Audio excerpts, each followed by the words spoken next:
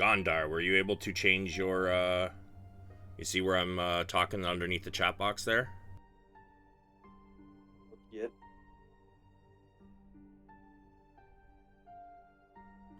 I can see my picture in the bio section. No, at the bottom of the screen, I mean.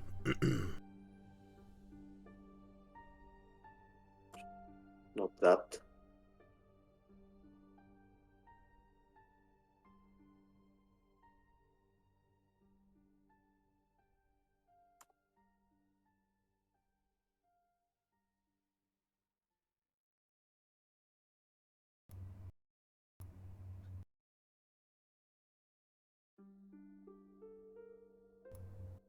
So if you look under the chat box, you should see a drop box there.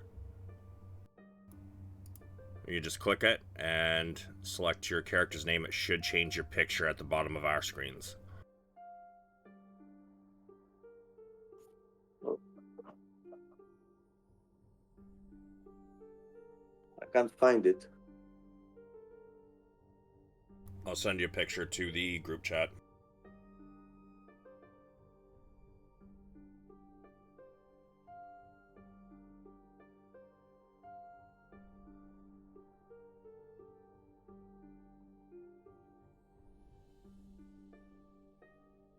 There, where my mouse is in the group chat, in the picture, that's a Dropbox. Okay.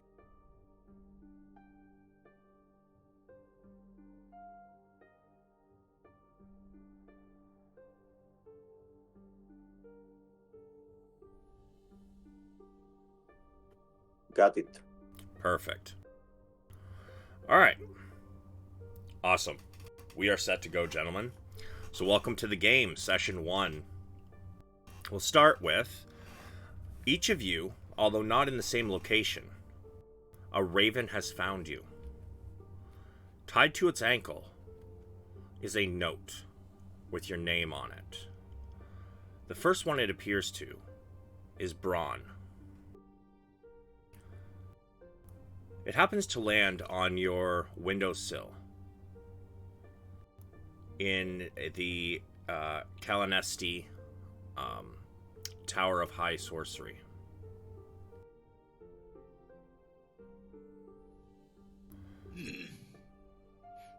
I walk over and check it out. As you approach, it does turn in the windowsill so that the scroll that's attached to it is facing you. But it makes no attempt to move. I grab it and read it. Sure.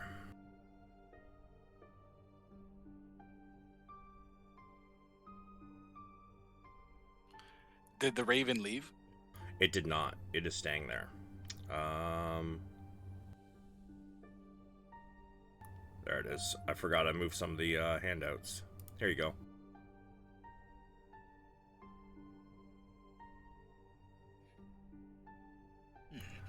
As you open it and read, I am Becklin Uth Vaharan. I've heard much about you from your mutual friend, Ispin Greenshield. It grieves me to share the news that our dear friend Ispin has passed away peacefully here at his home in Vogler. May fortune and the old gods protect his soul. Ispin's friends are holding a memorial for him in the manner he always wanted. It will take place here in Vogler on the eve of the Kingfisher Festival. I write to ask you to do Ispin one last honor and attend. Should you come, accommodations will be available at the Brass Crab. Though the circumstances are sad, I am eager to meet you, and through our memories, to revel in the life of our great friend. Becklin Uthvaharan, Knight of the Crown.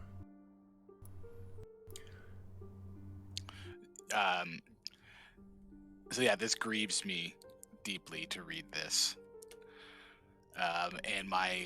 And Braun collects up his things and starts to essentially finish his chores for the day and checks in with people in the tower to set kind of the foundation for setting out. It'll take him a day or so to get ready, but he immediately gathers his things.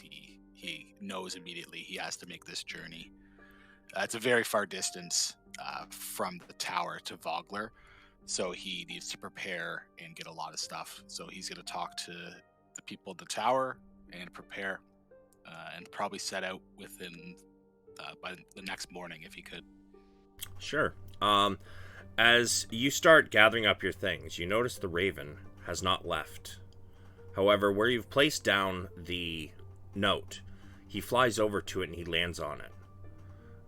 And he uses his foot where the scroll was attached and stamps his foot on it. What are you trying to tell me? And I walk over to him. As you pick up the piece of paper, you realize that where your name was on it, on the outside of the scroll, there's a new name on it. What's this? And I read it. It's the same message, but it has a different name instead of yours on the outside of the scroll. You're off to the next one, I see. And I bundle it up and give it back to the raven. You tie it to his ankle, or are you just handing it to him?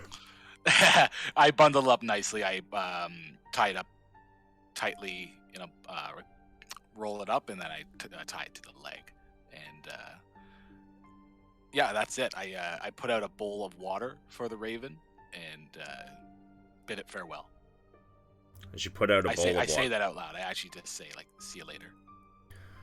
As you put out the bowl of water, it takes a drink, caws at you, even gives a small bow of its head, it seems, before it takes off out your window.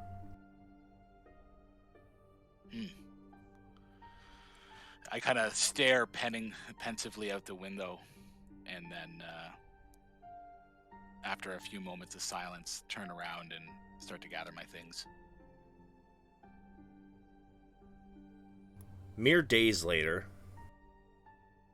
let's see, who is next? We have Gungren.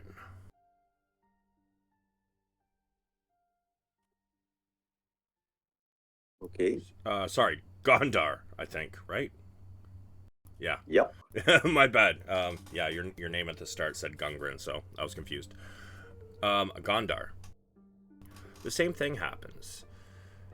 Whereabouts are you? Around Zay Harbor. Are you staying in a room, or how would this raven perhaps find you? Well, it depends on the time of the day it comes. I would say at this point it's probably showing up probably not long before noon. I think I'll be taking a stroll in the harbor area. As you're taking a stroll with the sea wind breezing past your face and filling your cloak, you can hear all kinds of seagulls screeching, sounding an awful lot like mine, mine, mine. But then through the din of all the harbor noise and this crashing of the waves, you hear a raven's cry. Caw! Caw! A raven. Well, I'm into ravens a lot. And I try to pinpoint where the cry is coming from. Sure. Give me I'm going to say a perception. Probably at advantage, because you're specifically looking for this. So at the top of your sheet, if you just hit the word advantage. Oh, just give you one more roll. And you don't have to whisper it to me. You can just hit public, so everybody can see your rolls there. Damn, bruh. It does take you a few minutes to figure out, but eventually you see it poised on a a post near one of the on one of the piers, and it seems to be staring at you. And it caws again. Okay. Well, the first thing I do is to look upon myself whether I have something shining in an obvious place. If I don't, and I leisurely walk up to it. Do you have something shiny? No. All right. It turns a little bit so that you can see a small scroll attached to its leg. Whoa, little fellow. I don't suppose it's for me, but I don't think that uh, you'd mind me taking a peek. And I try to gently take this piece of paper from its leg. It doesn't resist, and as you reach for it, you do notice your name. My name? Wow, that must be a sign. I unfold it and read it, not aloud, to myself. Okay. It is the same note that I read before. Whoa. Hmm. Bad thing. Too bad for dear Ispin. Well, it's the least I can do to pay him my last respects. I pet the raven, pocket the note, and take a hike to my room to get my things. As you pocket this note, it then the raven comes and seems to be circling you, cawing at you. Okay, I try to pet it a little. It lets you pet it, but then it goes towards your pocket where the note is. Okay, I get the point. I take it out and hmm, I'd say hand it to him to it, but okay, I fold it and try to. Was there a cord or something Yes. to attach it There to would its be a leg? small string. Okay, I use it to gently apply to its leg again. And as you're doing this, you notice that your name disappears, and a new name is upon it. Whoa, what name is it? Bjorn. Bjorn. Okay, I wave it goodbye and thank it. Thank you, my friend. I say, I'll be there. It caws and almost gives you a small bow before it takes off. And it's gone. I return the vow.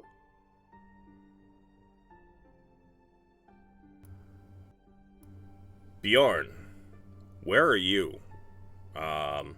When this crow finds you in Starmont? What are you doing? I'm just on the outskirts. I'm hunting in the river. All right. So, this crow disturbs the peace of the nature river. Seems to be landing only about 10 feet away from you on a rock. And it begins cawing at you. Shh, Crow, do you not see me trying to get some dinner here? I'll share, but you must be quiet. It hops closer across the rocks, and it does remain more quiet. Give me a perception.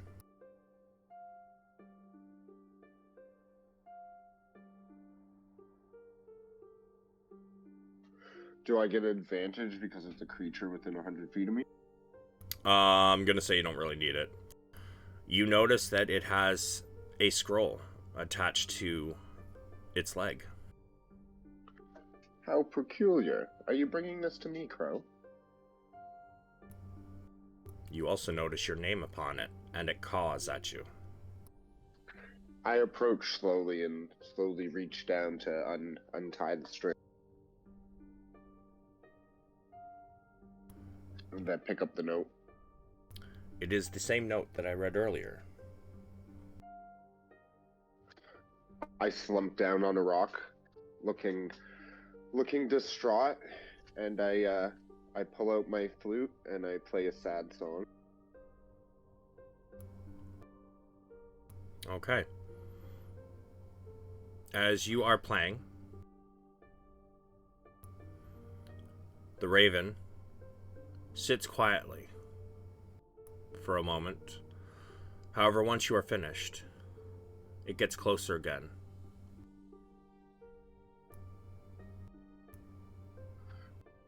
Did you need something else, Raven? I will be on my way to attending this. Poor Ispin. Where did you put the note? Did you pocket it or did you put it down? It's sitting on my lap. He hops up onto your knee, and the same leg that it was attached to, he uses it to stamp on the letter. And as he draws your name towards it, you notice there's another name where yours was.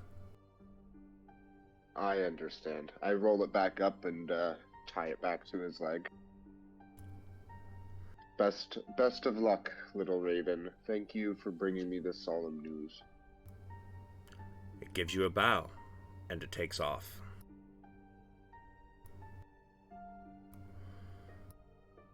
Let's see. So, Padrag, where are you in Plantis? I'm visiting the family estate, which is closer to the university. All right.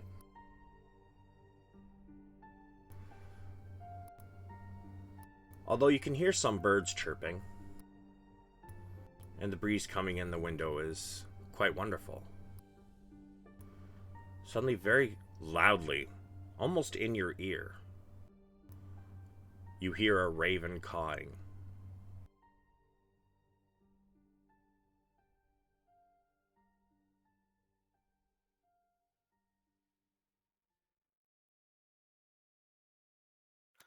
Sorry, I didn't hear the talk. It's inside the house or outside? It's sitting in the open windowsill.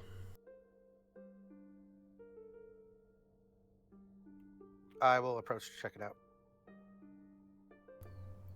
As you do so, it stops cawing, but it seems to be staring at you.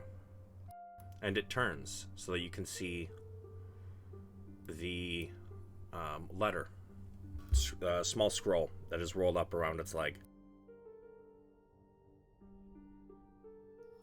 I will reach out to try to remove the letter from it. Slowly. It doesn't resist, and it sits there. As you unroll it, it is, once again, the same letter.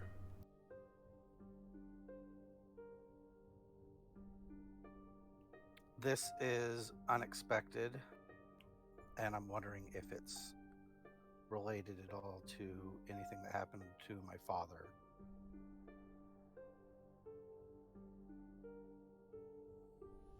I haven't seen Ispin in years. Well, you do know by the letter, it says it is for a funeral of Ispin.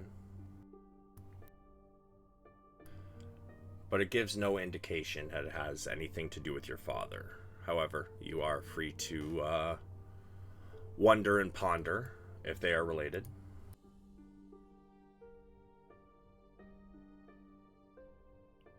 I will sit back down and reread the letter.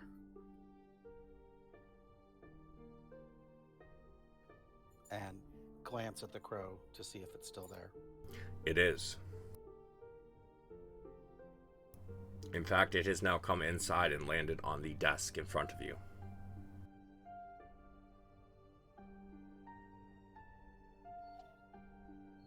I ask it if it needs anything. It uses its foot to stamp on the letter and the string. I'm going to turn the letter over. Is there anything on the back? On the back, where your name once was, there's another name.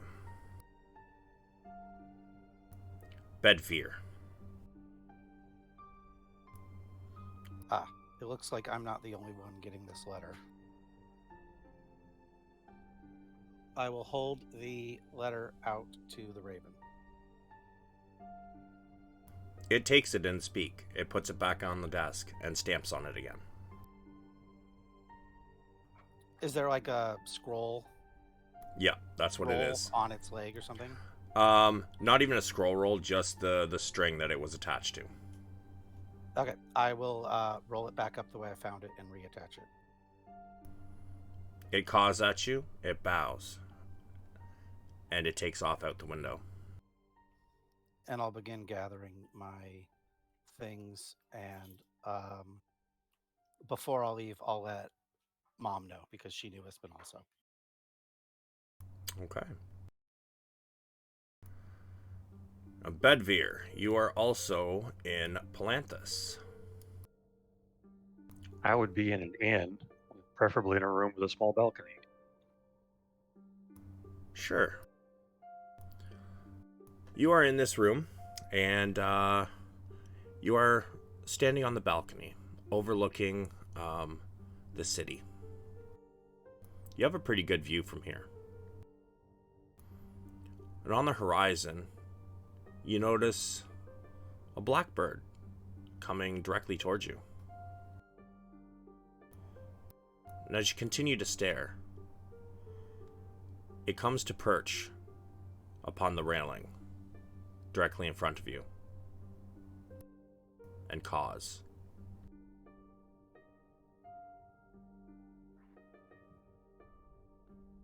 I wave my hands at it. Begone, foul omen. It takes off for a moment and lands next to you one more time and begins cawing at you. Give me a perception.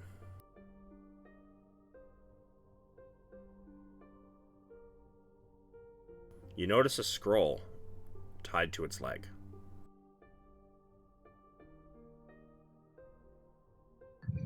Probably some doings of wizards against my better judgment. I'll investigate further. I'll gently remove the scroll from its leg, open it, and read it. Yeah, you see your name on it, and in it is the letter from Becklin Uth Vaharan. I would have never expected Ispen to go so soon. The only reasonable thing to do, though, is to go to his funeral and pay my respects. I'll take the note with me, go back inside, and start packing right away. And once the crow has seen that you've read it, it takes off.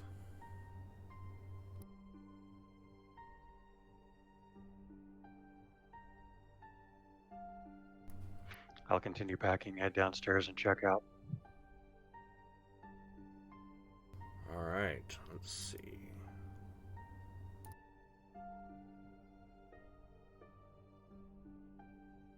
Now, Braun and Gondar.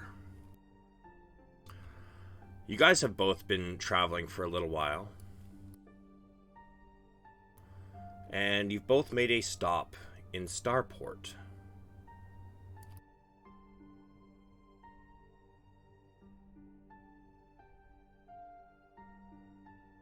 Where is that? Starport would be, yep. Okay, found it.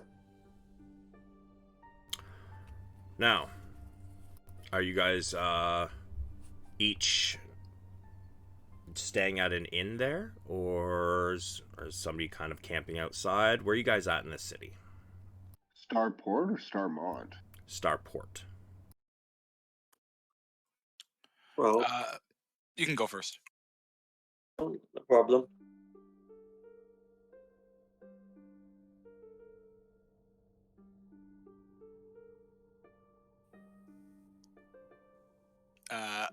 Okay. Braun is likely just staying in like a local tavern. He wouldn't be getting anything too extravagant, but he would want some sort of comfortable lodgings. Very well. And what about you, Gondar? Well, I'd visit the local tavern to get a refreshment. Okay. You guys have both been staying in one tavern called the Starry Night.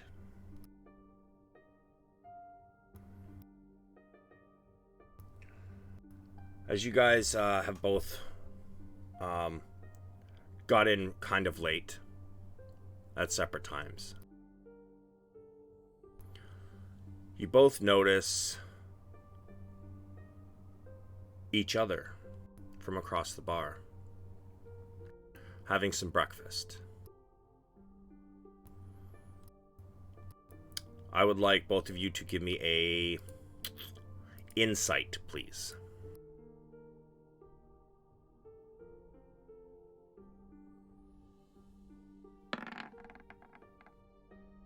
Okay. Braun, you notice Gondar seems to not do a whole lot of interacting, but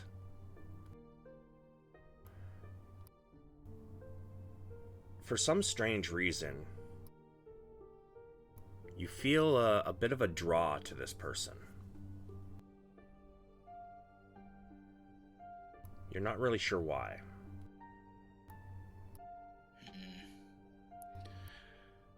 I stand up.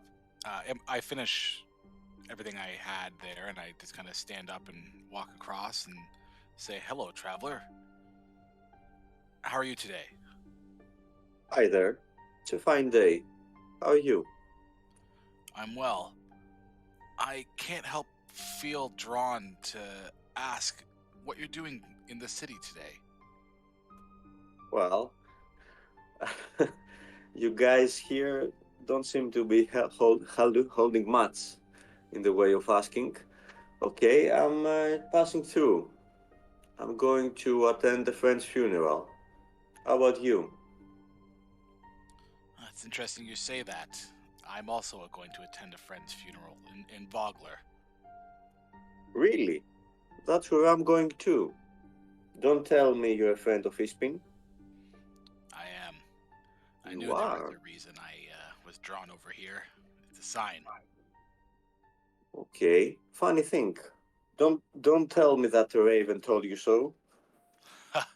It certainly was. I get a lot of ravens coming to my window, but this was not one that I was welcome to read. He flew off afterwards. Mm, yeah.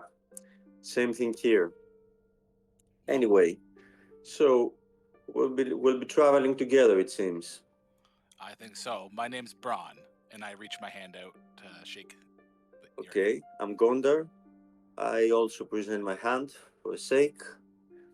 My sake is not so firm and strong, but it's steady. Braun has a really firm handshake. Nice to meet you. Ron? Nice to meet you. And You- I kind of just sit down and say, there's a. It's funny. I was drawn over here. There seemed to be. If there's always messaging when you look deeper. Hmm. Yeah, I know what you mean. How are you on appearance? So Braun is a hill dwarf. He's about 4.5 feet tall. He's wearing a red cloak over top of some kind of black colored chainmail, and he has a black iron mace that hangs at his hip. He also has a little pendant that hangs around his neck that seems to flicker with light. Mhm. Are there any visible weapons?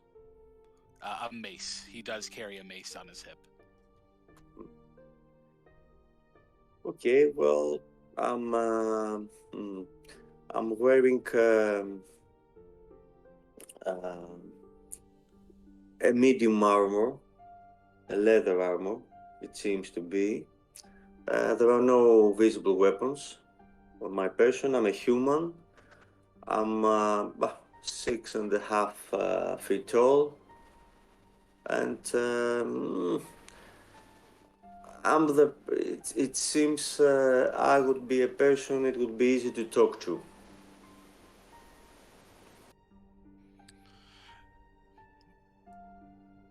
Braun sits down and just kind of carries on as well to say, how long have you known Ispin? I was really grieved to hear of his passing.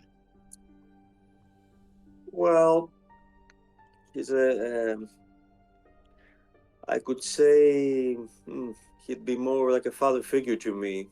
I've known him since I was little, when I left my hometown, and I've shared some time with him.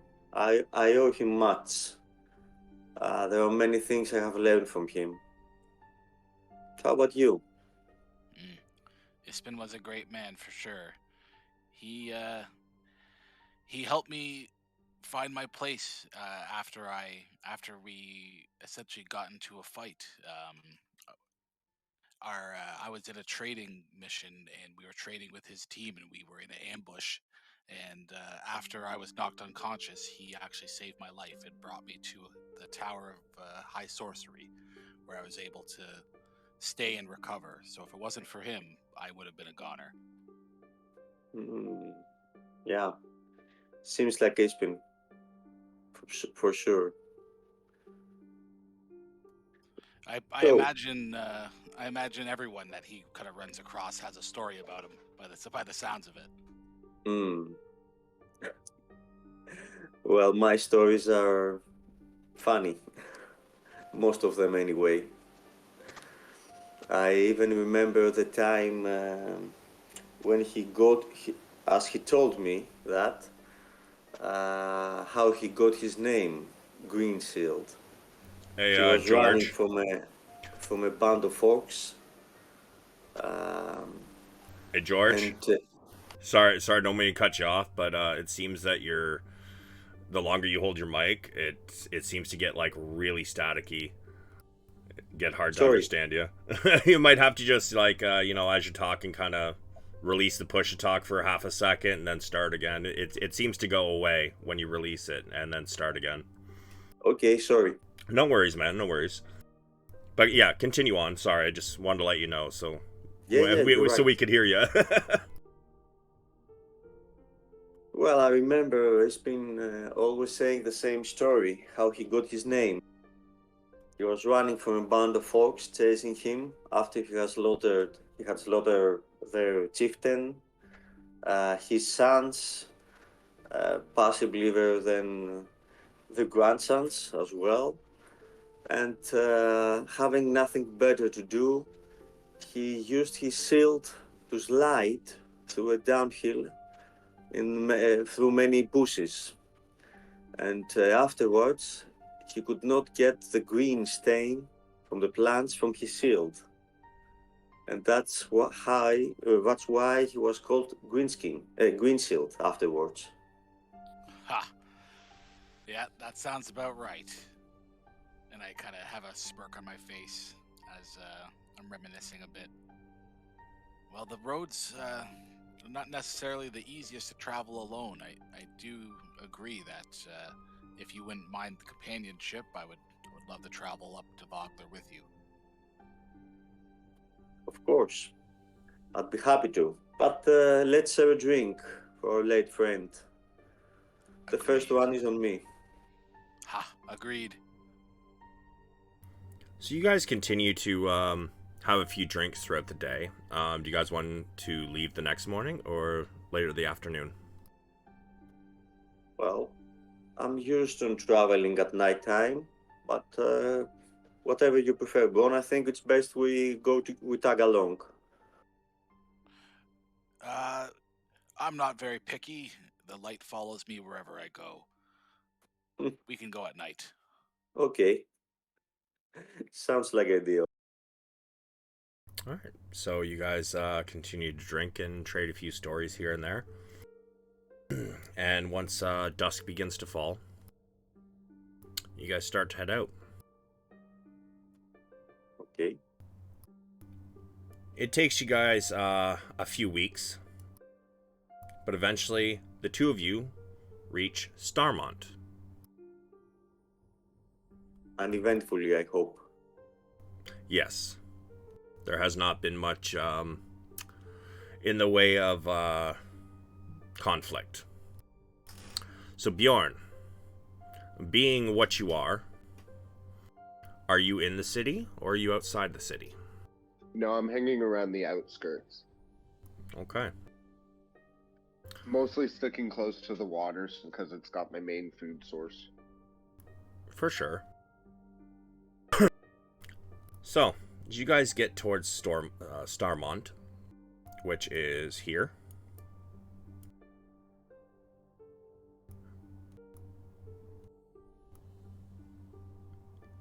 You guys set up camp one night. It grows dark.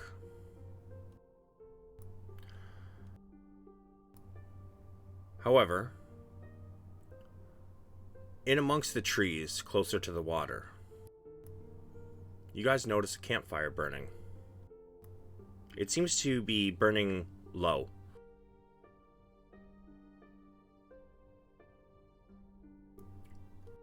I'm also usually playing music if I'm having a campfire. And what instrument are you using? My lute. You guys also hear some, well, let's see. Roll me a performance, Bjorn.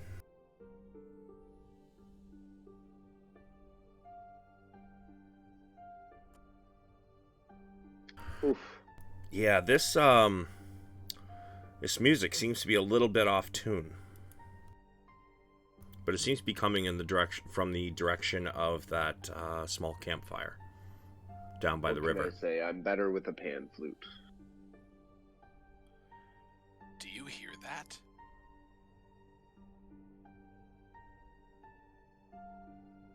I hear something. There's some light over there. I think it's about time we settle down anyways. Want to check it out?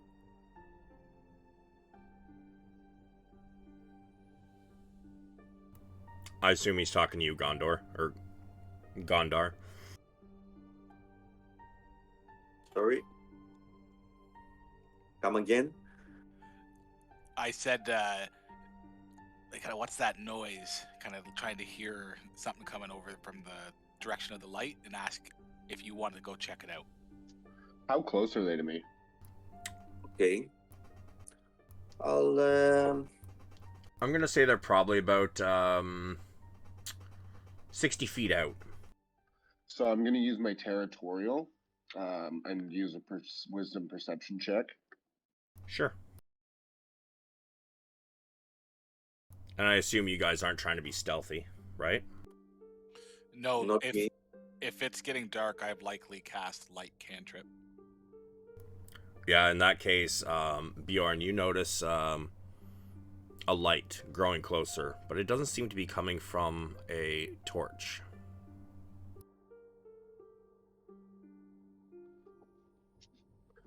Hello? Is somebody out there? Don't be alarmed. I will not eat you. Hello. Hi. That's Greetings, good to know. travelers. Who goes there? Don't allow my appearance to scare you. I do have some manners. I'm not a wild creature as you might think. Yeah, as you guys come into view, you guys notice this very large creature, and with the light from what did you cast the cantrip on? A stick. It's on the top of a stick. Okay. As you notice, this creature looks a little strange. Would you like to give yourself a description of yourself, Bjorn? Sure. I'm sitting on top of a rock. I'm a giant 500-pound bear.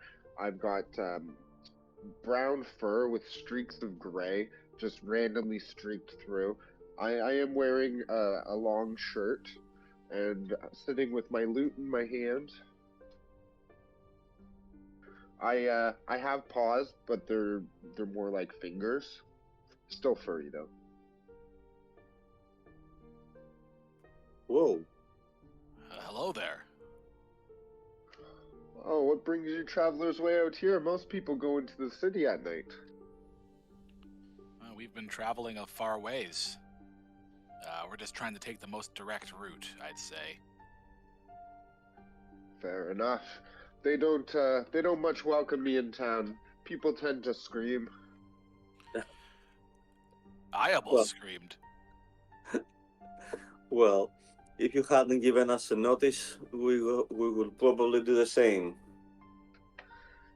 Feel free to pull up to the fire if you would like. I do have some fish cooking right here, fresh from the river. Whoa. Excuse me for asking, but how are you talking to us right now? Oh, that's a long story involving dark wizards and an even darker time of my life. Oh, interesting. Well, maybe That's not. a, Maybe that's not a for story now. I'd like to hear. Well, pull up and I can tell you a tale. All right. Yeah, sure. I'm gonna start strumming my lute as I tell the tale in a songy form. Sure, give me another performance.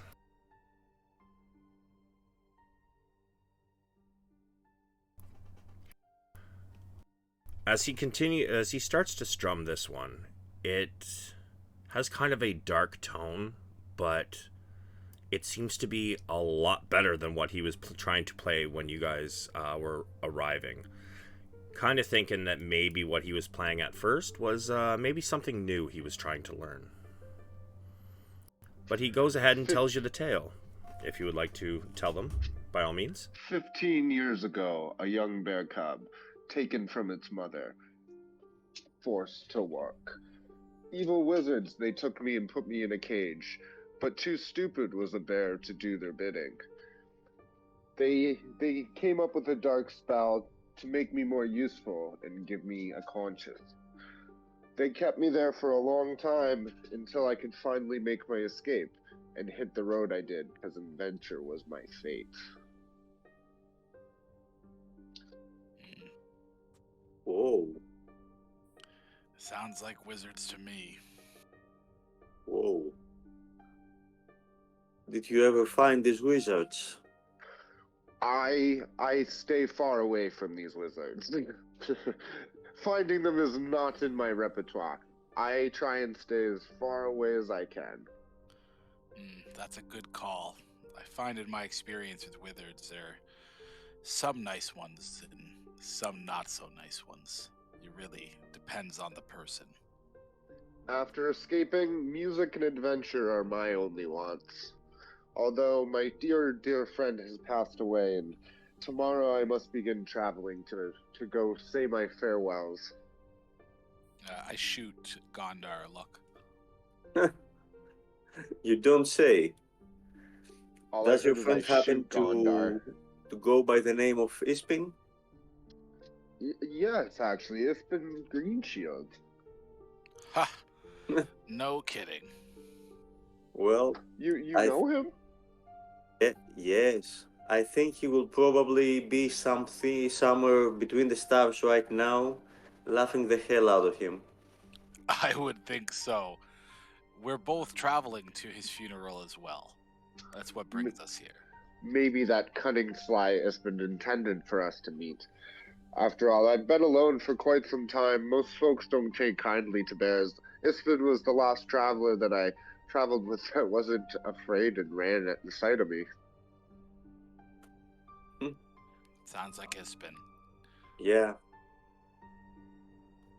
Well, it's better not to judge a book by its cover, anyway.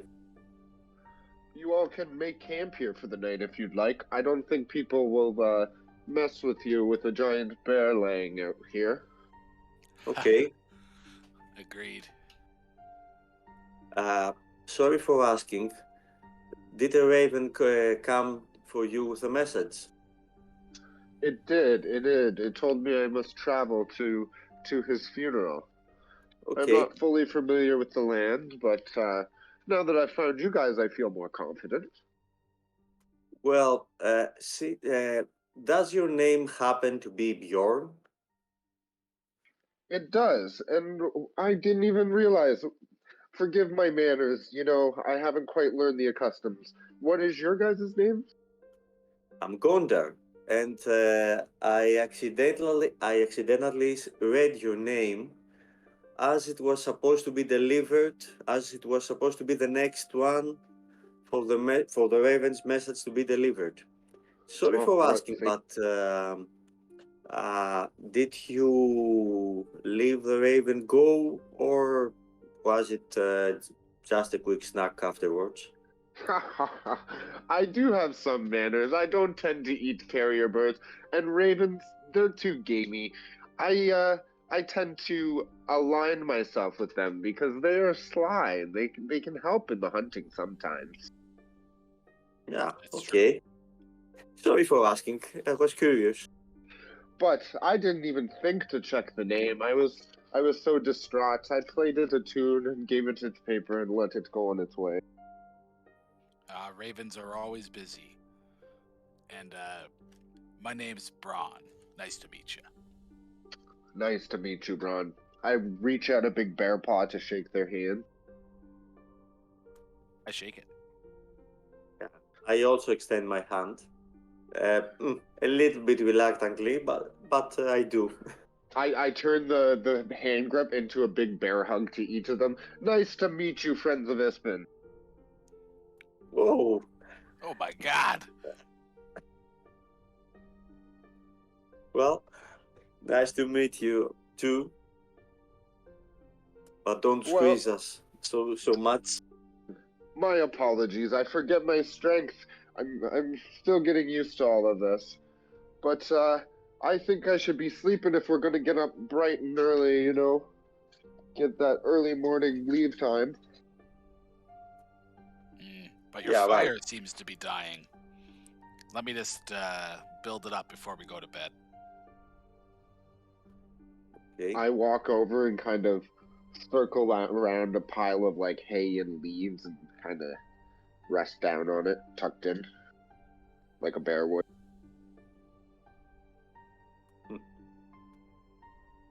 Well, I'll be taking the first watch, if that's okay with you. Oh, by all means, I don't even usually do watches. I just sleep and pray no one tries to eat me. Yeah.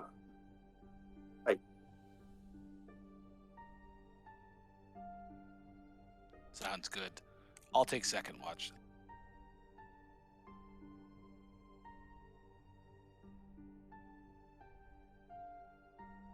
So you guys set up watch for the night, and you rest easy. You guys are going to head out in the morning. We're going to flash over to Bedveer and Padraig. You guys have both head out. And you're traveling basically the same way. You're heading from Palanthas through the mountain pass here. However, it does not take long before... Padraig, I would like a perception.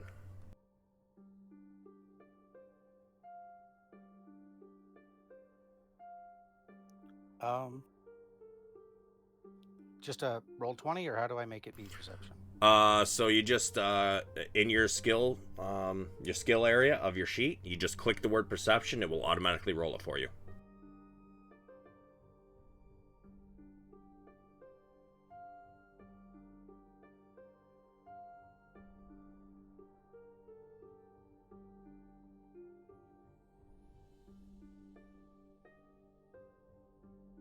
Do you see where it is?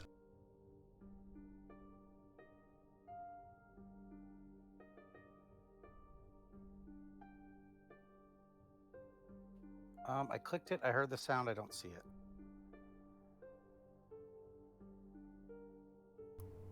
Oh, that's because you rolled performance. You don't see it in your chat box? Hey, damn! You notice that not far behind you, there seems to be a knight of Solamnia walking the same trail as you. You can tell by his armor and his helmet, although it is not quite as ornate as many of those you've seen before.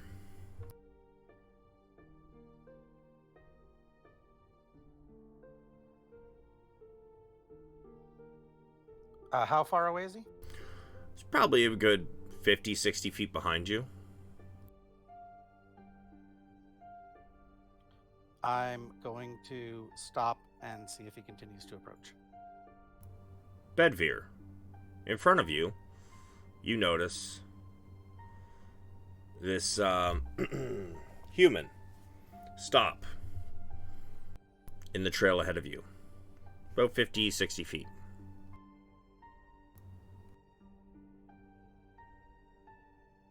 What's he doing? Just stopped? I don't know. What are you doing, Padraig? Did you just stop? Or... Yeah, I stopped and turned around when I noticed there was somebody else pretty close by.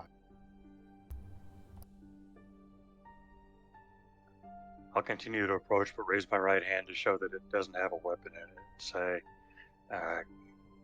good afternoon, friend. I'm just traveling east. Not trying to accost you, but I'll pass on by if you have no truck with me. I'm also heading east to Vogler. Oh, well, that's a heck of a coincidence. So am I. It's a small world. Do you mind if I ask you what takes you to Vogler? I'm going to be attending the funeral of a family friend. As am I. As I approach and get closer to him, I offer my hand. Bedveer Harrington at your service.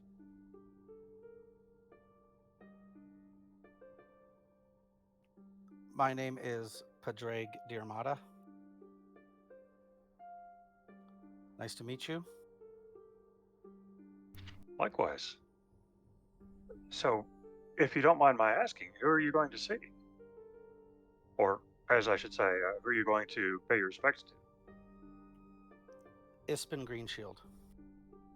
Well, this is a coincidence. I'm going for the same reason. Would you care to travel together? That would be nice. The road is lonely, especially at night. It is. Good company makes the travel pass faster, or time pass faster. Would you two like to describe yourselves?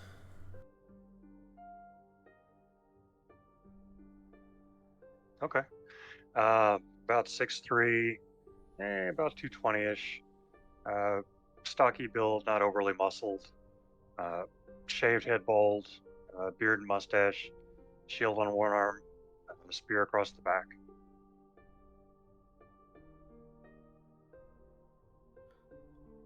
I'm wearing a shiny set of armor, not shiny like magical or special, just well kept. I actually don't remember what my weapon is. I believe it's a longsword, and I have a shield. The longsword would be at my side, and the shield on my back.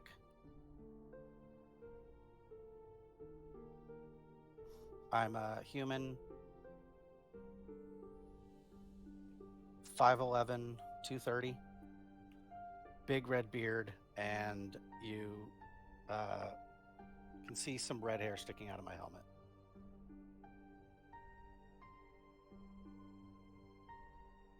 Now, Padraig, do you have... Is it obvious what your background would be?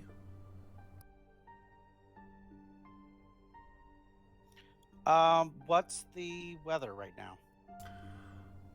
Give me a D20. So if you just type in /R space D20.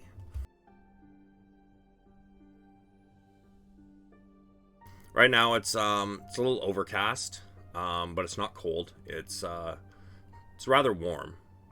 Overcast, not raining. But it looks like the sun is trying to shine.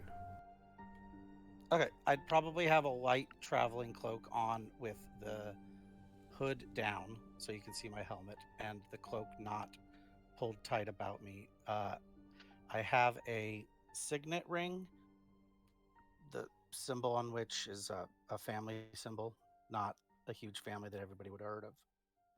And I would have a holy symbol around my neck, like a paladin would.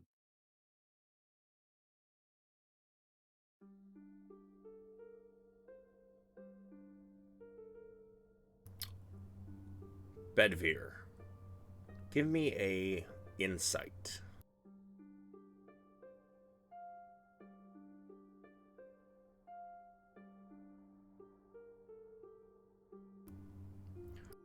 And Padraig, are you trying? I'm guessing you're not really trying to hide the fact of what your background is. Is that true? No, not at all. If it was really cold, I might have been bundled up and it wouldn't be, some of the things wouldn't have been as obvious. Fair. So you can tell by the way he holds himself that Padraig. Am I saying that right? Padraig? Padraig. Padraig. That Padraig is maybe not of high-born nobility, but he definitely has not necessarily an air about him, but the way he holds himself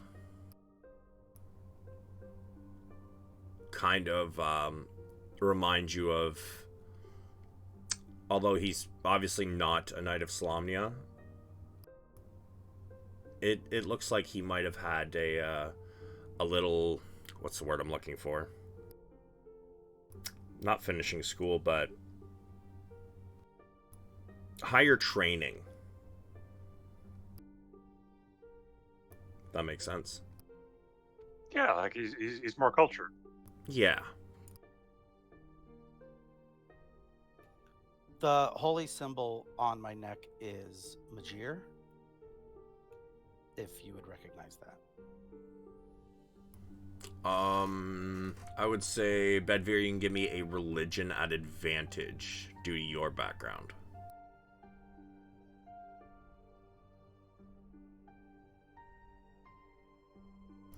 Yeah, you can definitely recognize it.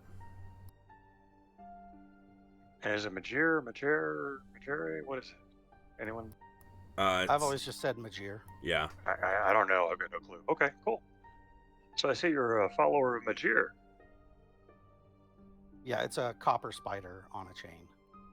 Ah, okay. So I say to Padraig, I see you're a follower of Majir. Are you a cleric? Would I call myself a paladin in character? Or like a holy warrior, or just an adventurer? I'm not sure. I would say If I would probably use my class name. paladins wouldn't really necessarily they might consider themselves to use the word paladin just like a cleric would use, cleric, due to excuse me, due to it's not just a class, it's almost like a profession. So I would say probably yes. Okay, I would identify myself then as a paladin of Majir. I recognize your armor as being a knight of Solamnia. Who are you faithful to? I am faithful to Kira Jolith.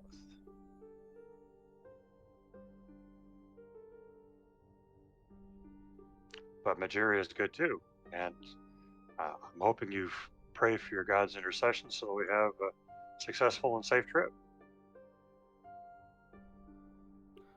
Yes, I did before I left, and I do again when I meditate every morning.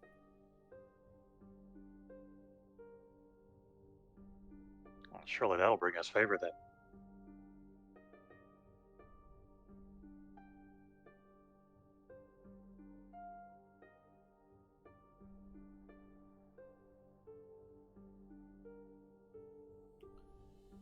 Shall we head out? Let's. We'll start walking, or I'll start walking forward, and look back to see if the drag is coming with or lingering behind. Oh, I'd try to walk alongside you so that we could talk more. Oh, awesome. Good deal. So you guys continue traveling together for also probably take about a week for you guys to get to about the area of Malgoth here.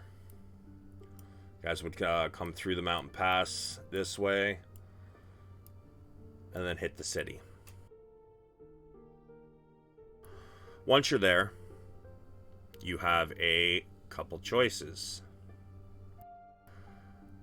Because you don't really want to go through the northern wastes, you would probably want to follow the river.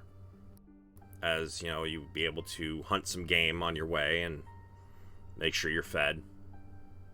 And have a easy source of water. However, you do feel that maybe crossing the river might be your best bet to get to Vogler, because it would take you a couple extra days to go north and swing to the east.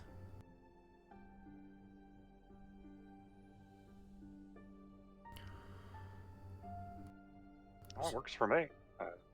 Shall we travel east then and cross the river where it turns north? Yeah, that sounds good. I'm comfortable on and near the water as much as I am in the woods. Did you need to go to Dargard Keep?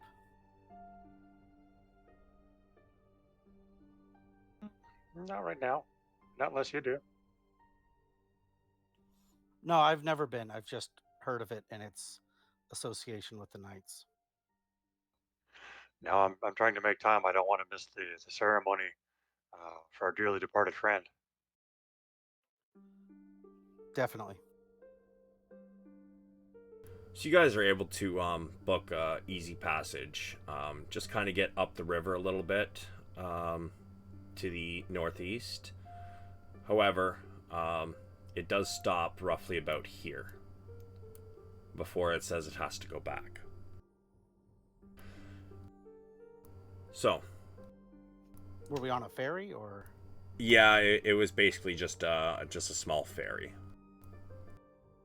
kind of going a little ways up the river. It takes you about a day and a half up the river before it says it must head back. I would have offered to pay Bedvere's fare. Well, that's kind of you, but you needn't do that. I appreciate it. You're welcome to, but I thank you. Yeah, for sure. I'm not gonna have you guys remove gold for it at the moment, just because I'd like you guys to actually start the game with the kind of gold you have. So we're saying that you had a little bit extra, you know what I mean? And that's what you have is what you're gonna start the actual campaign with. So I'll say you probably had a little bit extra. He only charged you guys about I don't know, let's go with 6 silver grand total for the two of you to get that far upriver. But yeah, so you guys head upriver, and when you disembark, you guys continue to travel.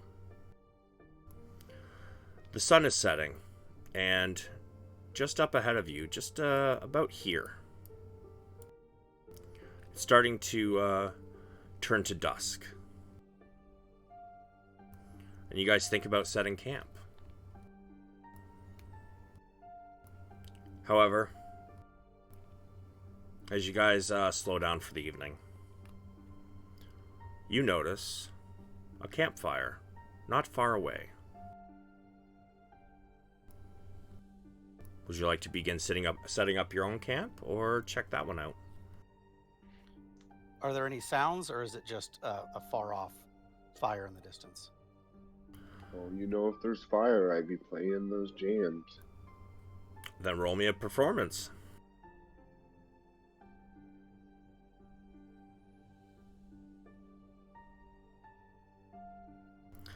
Yeah, you in the distance you can hear somebody playing a what are you playing this time?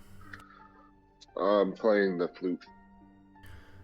You hear the sound of a flute.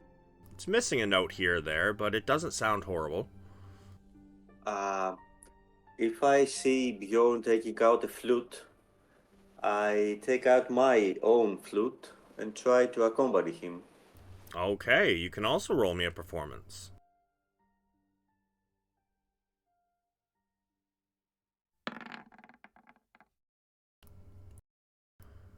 As the one flute seems to be missing a note here or there, you hear a second flute chime in, and it seems to pick up the notes that the other one is missing.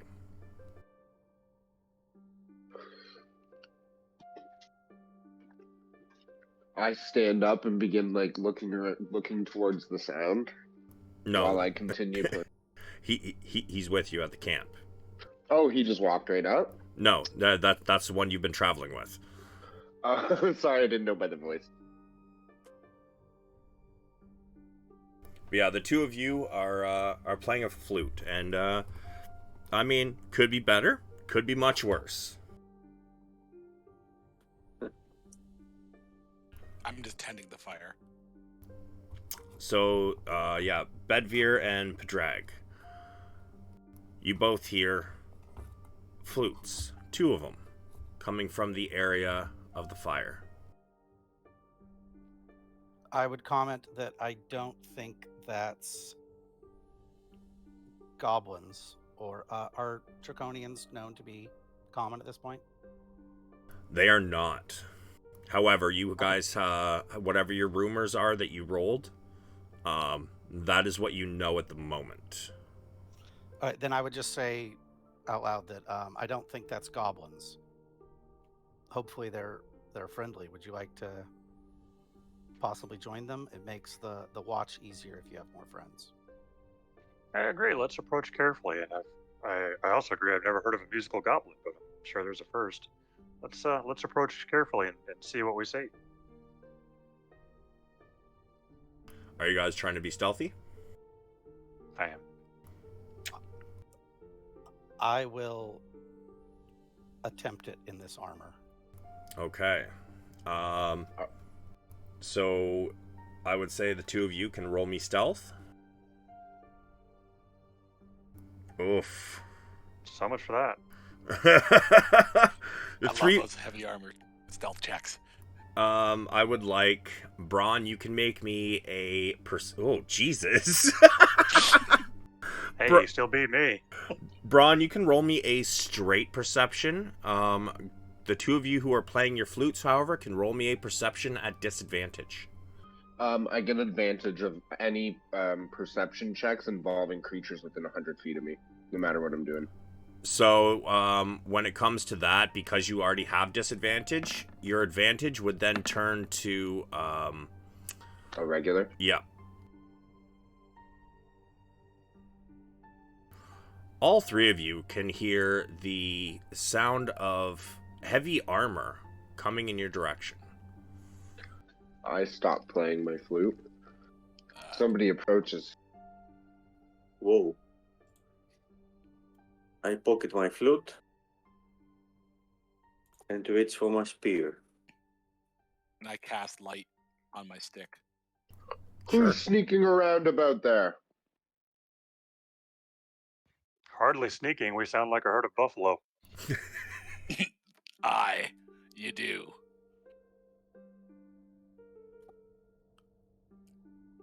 Come on, Greetings, travelers.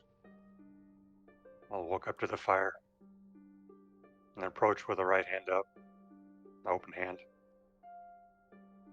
Not understanding his social cue, I also raise my right hand and just look at it a little puzzled. Love it. Hello there. Hello there. Good Who evening. might you be, dear sir?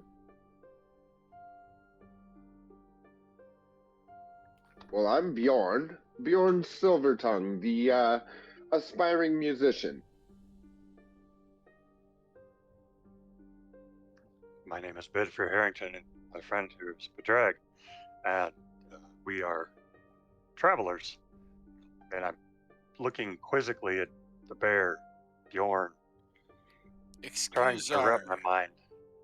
Go ahead. Yes. Sorry. No, you're good. Go ahead. Excuse my large friend here. We're having camp here for the night. We mean no harm. Are you traveling through?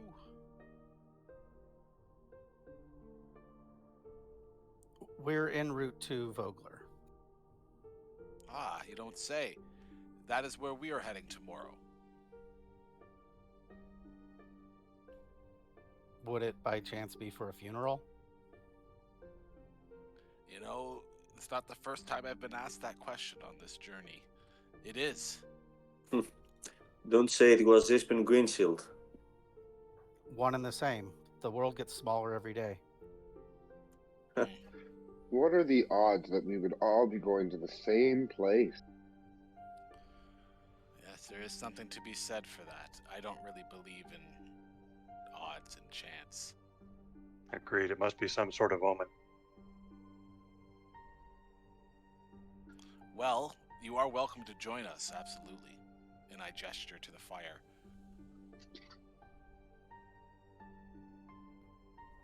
I will sit down near the fire and just take in how everyone looks. I'm assuming not bandits at this point. I'm very clean clothed. I've been trying to keep clean on the trip. I would be a little dirty, but I guess the only other thing about my character I didn't say is he has a big black beard. I would also say,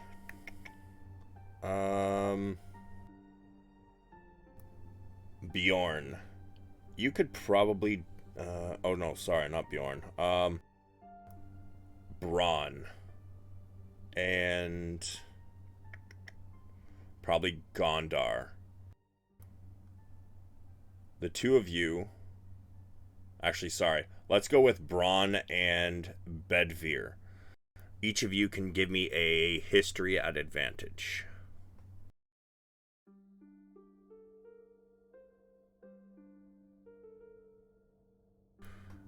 Wow, Braun, wow. I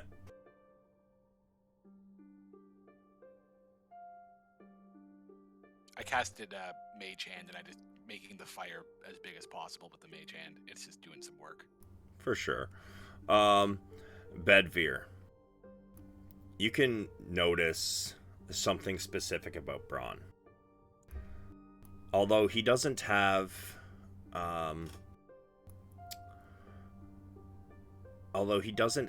robes on, you can definitely tell that he's had a little bit of magical training.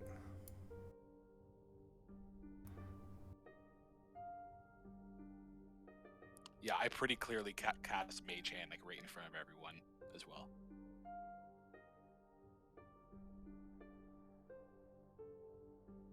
I look at him, trying to keep my distrust to myself, my suspicion of the magic user.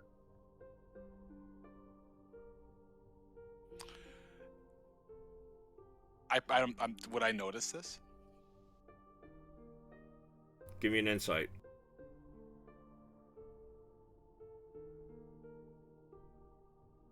Right, probably not at advantage. Bedvere, are you trying to keep this hidden, or are you... Not to be a jerk, but yeah, I probably wouldn't want him to know that magic makes me nervous. Alright, I would say... Definitely wouldn't be a sleight of hand. Sorry, I also cast Light as well before that, so I have cast 2 spells. I'm gonna say Bedvere. Give me a... Deception? Yeah, you know what? I think that would work. Yeah, Braun. Sorry, Jesus, wrong game. Braun notices. Yeah, sorry. I look over and notice, and I just keep it to myself, but I notice.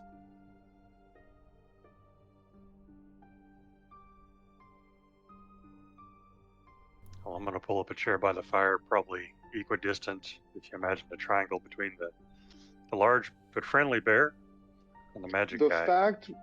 fact we are all here together, going to the same place for Ispin. I feel Ispin wanted us to travel together. Why else would this happenstance have occurred?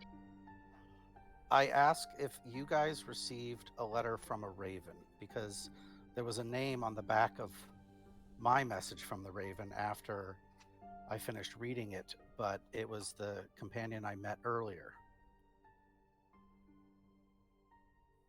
I was visited by a raven. I as well, and I in no way ate that raven. I also was visited by this raven. I didn't read the name that was on it. I sent him on his way, but I have a feeling it was the same one. I'll pull the note out of my pack as I kept it. Say, is this the note that y'all received as well? And pass it around. Yeah. The You very didn't the give same. it back to the raven? No, and he didn't ask for it. Yeah, you Huh. would not have seen another name. In fact, the name would have disappeared after you received the note, Bedvere. How interesting. Well, it arrived to me in my window, so I'm not sure if it visited anyone before me. At this point, you all hear "Caw! Caw!"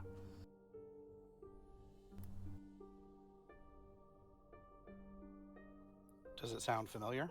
Where is it coming from? I would say, I mean, most ravens sound the same, so it probably does sound familiar. As for Gondar, you are asking where it's coming from. Give me a perception.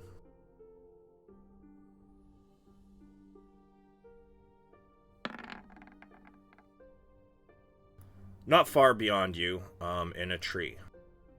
It's hard to see in the darkness, but you can see the fire glinting in its eye before it takes off. Okay. Is it possible for me to tell if it's the same raven, or I just take a glimpse of it? I would say give me a give me a straight history.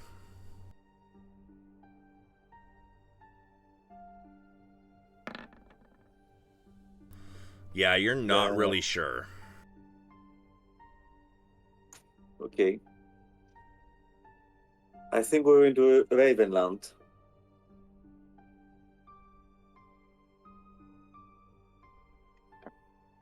I haven't seen many on our journey, but I'm sure there's lots around.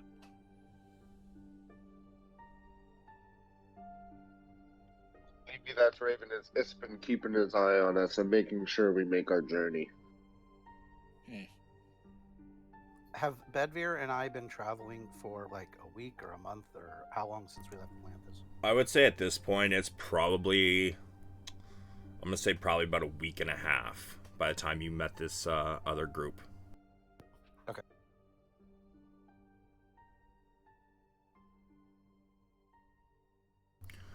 However, it's about time to bed down for the night. I'd like to volunteer for last watch, as I enjoy meditating in the morning and the dawn is typically quiet and peaceful. I'll take first watch if you'd like. If any creatures were going to attack that might be tasty, I feel it would be sooner rather than later. No complaints here. Okay. Second one for me, then. I'll take third. Sounds good. Fourth it is for me. I go and sit on a rock and staring at the tree line. Okay. The night is rather uneventful.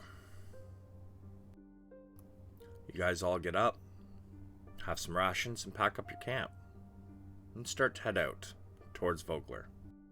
However, I have to run to the bathroom real quick, so I will be back in like a minute. Okay. Okay.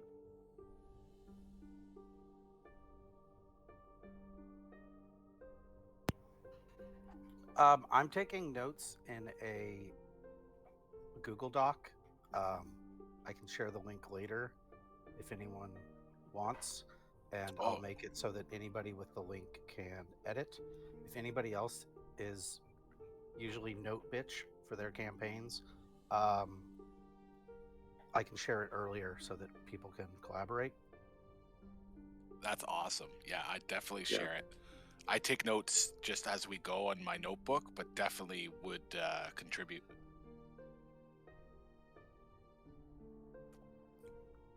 Great That was- idea. I always like to review before the game. I forget little details otherwise. Does everybody see the Shadow of the Dragon Queen notes thing in Discord? It's under text channels. Oh, never mind. I can't write there. I'll send it to here. Okay. Oh, I also can't send here. We'll have to open it up. Savage. That worked. I was able to send it on Roll20. This is my first time in Roll20, so if the first combat is a little slow on my end for rolls, that's why. Yeah, no worries, man. Roll20 is honestly like a really steep learning curve sometimes, and then once you get it, you get it. But it's a bit hard to maneuver at first. I found.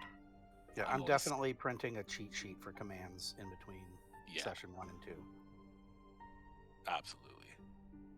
I'm always scrolling around looking for which button to push here. Okay. I am back. So, you guys have packed up camp and are starting on your way. Trying to get to Vogler.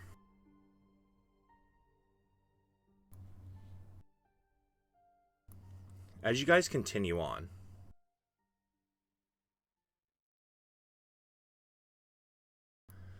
you are skirting the northern Dargard Mountains.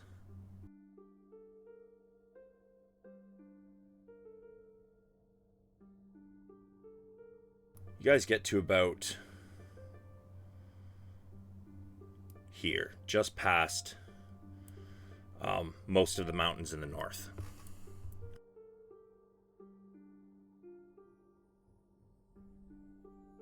As you travel down the road, you hear the quivering scream from around the next corner. "Please, help!" a young man shouts as he rushes around the bend and races towards you. I stand up on my hind legs. What seems to be the problem? Towering over. The child stops as he sees you, and if he could be any more scared, he kind of looks like he is.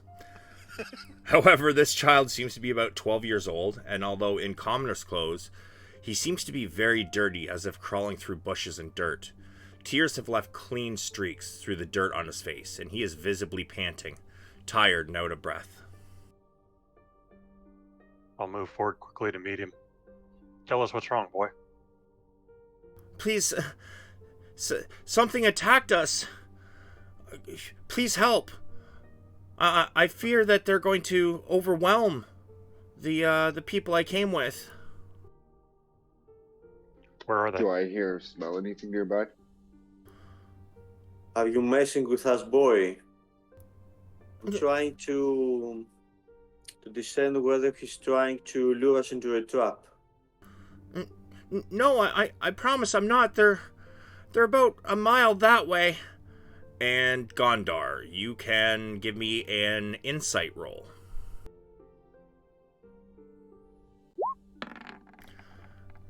And I'm going to say that Bjorn, other than the boy, you don't really smell anything close by. I don't smell a trap anywhere nearby. Gondar, he seems genuine. Okay. Shall we go? Please, We can't leave these people to die. We have to. please, this way. And he begins to lead you down the road. I'll follow. As will I. Yep.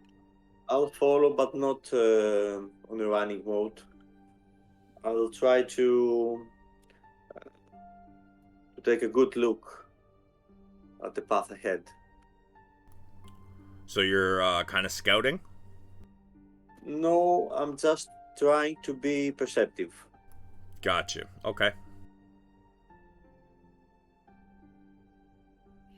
And was it's still very early in the morning. Like, Yeah, it's probably about 10, 11 in the morning. You guys have already packed up camp and started heading out. Now, you guys should be able to see yourselves at the bottom of the map there. gotta zoom.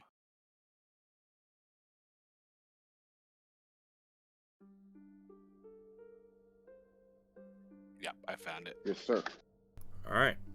So he starts to head up. You guys can just click and drag your tokens to move them.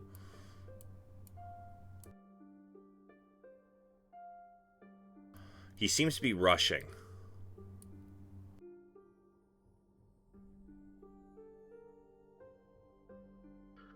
I'm running on all fours now.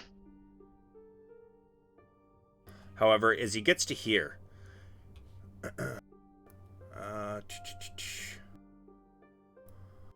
let's see. Reese leads you up about 3/4 of a mile up the road. And as he comes around a bend, he stops dead and freezes, mouth agape and stares, eyes wide. As you come around the bend after him, you follow his gaze to a ghastly scene. After a moment, the boy quickly but quietly creeps behind the trees and bushes to hide. What is it? Are you guys still rushing, or are you trying to be quiet? I'm in heavy I'm armor. sneaking. I stop.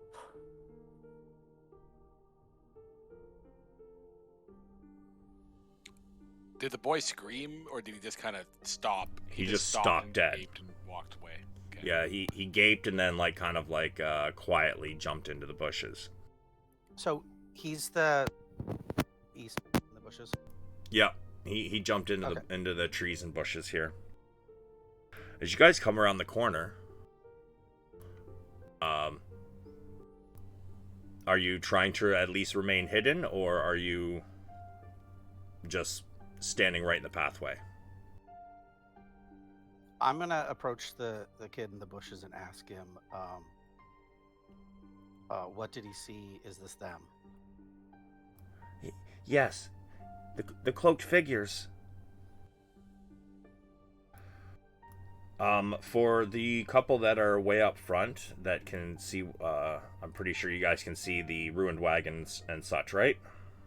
Yep. Yes. Excellent. So, a wrecked wagon lies toppled, surrounded by armored corpses. Strange figures pick through the remains. From beneath the figures' dark cloaks, you can see scaly wings and sharp reptilian features.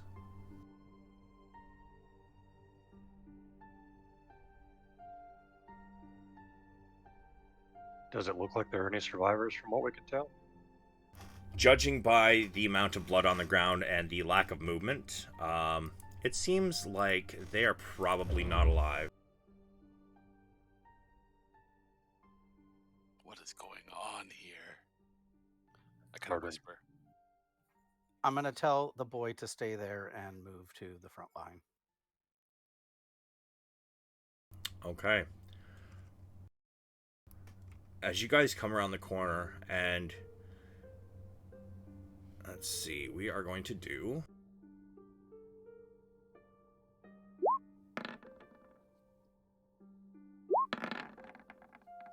Oops, I'm rolling to myself. Give me a moment.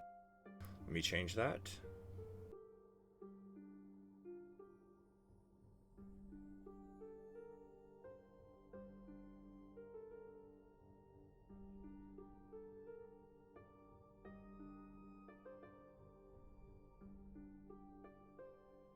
There we go.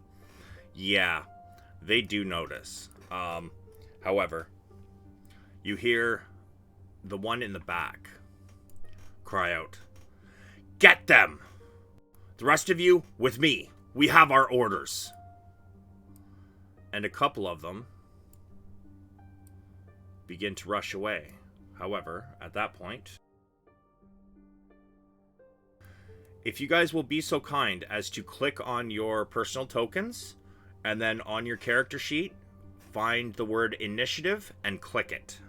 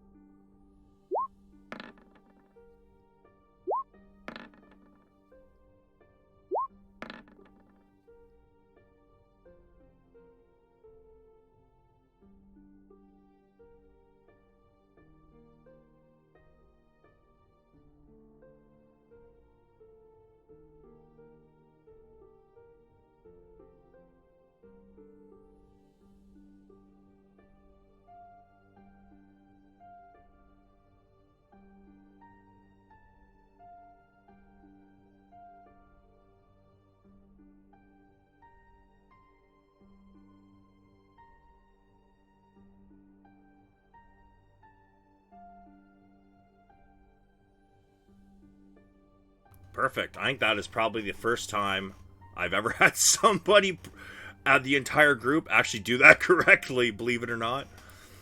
Yep. On session 1, that's a good omen. For real though. I'm honestly I'm kind of impressed with you guys so far.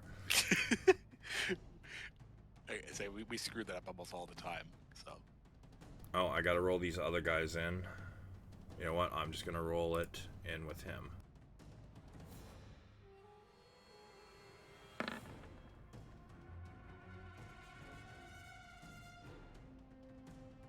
Wow.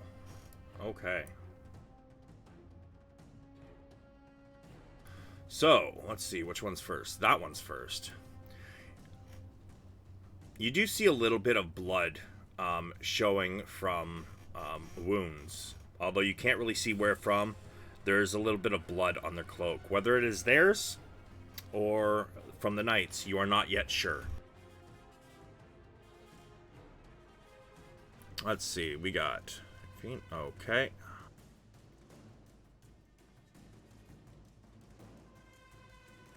So, this one is first. He's got that much movement.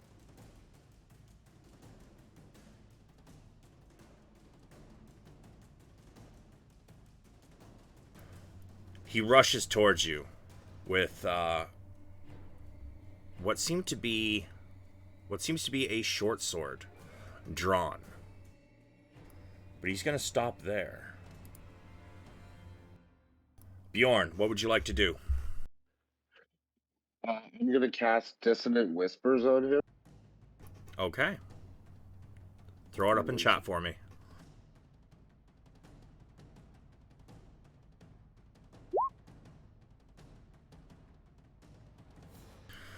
Alright, one action. 60 feet. Okay, you can definitely reach him. And roll the damage for me.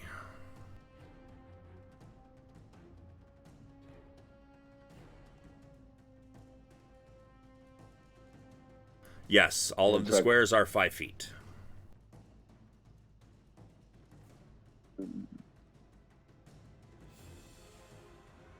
So if you go into your attacks, Bjorn, on your main page, you should see one called Dissonant Whispers. Just click on it. You might have to click on every time I click on it, it pops up and says input cast value. Yeah, so it's asking you what level you want to cast it at. And since you're level 1, you can only cast at level 1. There you go. Perfect. Alright, so wisdom save. He rolled a 14, so if he meets, he beats. However, on a failed save, creature doesn't... Successful save, target takes half as much damage and doesn't have to move away. Okay.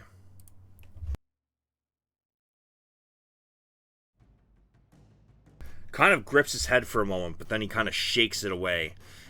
And he looks at you. Do you have a bonus action or movement you wish to do? Yeah, I'm going to take a step back behind the people with shields and armor.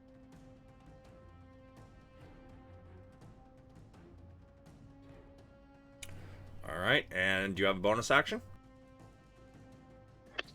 No. Alright, this one.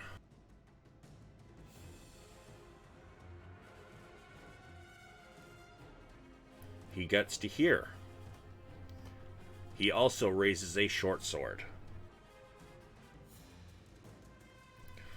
Gondar, what would you like to do? Well, as a bonus action, I cast a hex on him. Okay. Cursing his strength. And can you just post text for me real quick? So if you just mouse over the spell on your spell page, a little chat bubble will appear. You just hit the chat bubble. Sorry? If you mouse over in your spell page, if you mouse over Hex, Yes. you should see a little chat bubble pop up. So just hit the chat bubble so it puts it into chat for me. Yep, like that. All right. Until the spell ends, you deal... Okay. Also choose one ability when you cast a spell. So you said strength?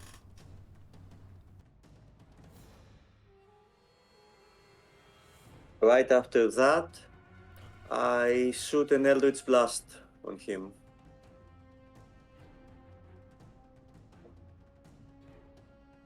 Okay. So then if you just go into your attacks, you will see Eldritch Blast. It's on your main page there.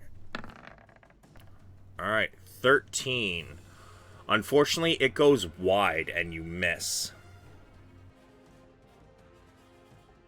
Okay. Do you have any movement you wish to do? Well, no. I'm fine over there. Alright. I grab my spear. Oops. Are you wielding a shield? No. Okay, then I would say that since you were headed towards combat anyways, I would say you probably already had your spear out. If you didn't, it would cost you bonus action. So we'll go with you already had your spear out. Because we only need one hand free to cast spells if they have a somatic component, right? I don't carry shields. Alright, perfect. So this one...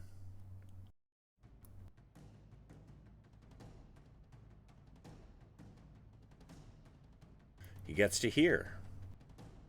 Also raises his short sword.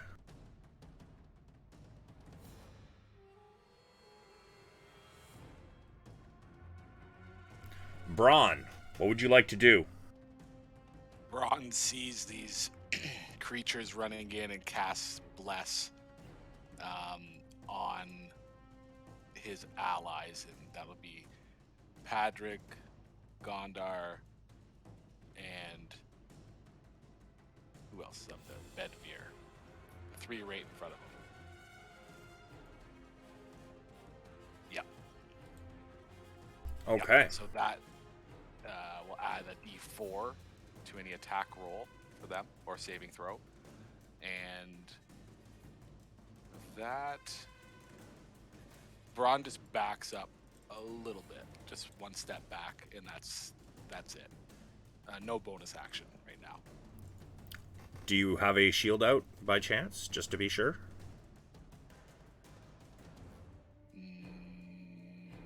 No. Would you like to pull a shield out?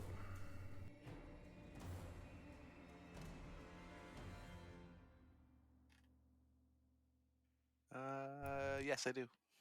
Alright. So use your bonus action to pull out your shield. Pedrag, what would you like to do? I'd like to think I'd have drawn my sword and board either on the way up, at least when the kid jumped in the bushes. Sure. I'll allow that. And we haven't damaged anything yet. No, you haven't damaged anything. Well, sorry. One of them took a little bit of damage. You saw him grip his head. However, Is you that also the one that you said appeared bloodied already? a couple of them appear bloody. I'm gonna say, give me a perception.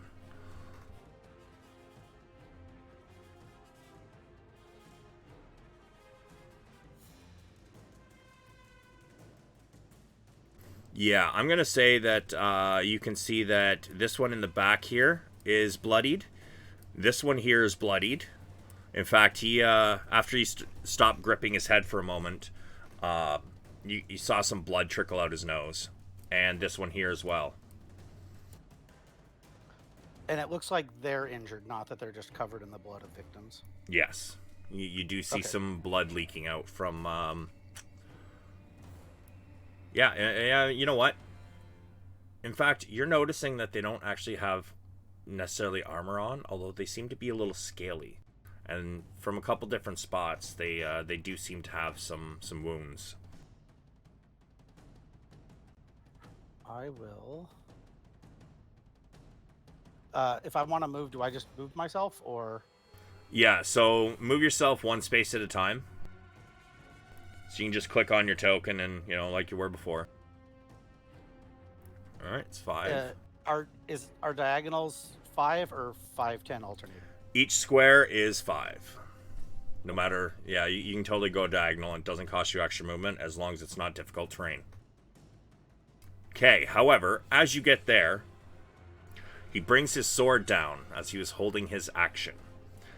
Let's see. And he's the one that has Hex on him, so he has... Was it disadvantage? One ability. Sorry, he doesn't. It's just for ability checks. Right. Okay.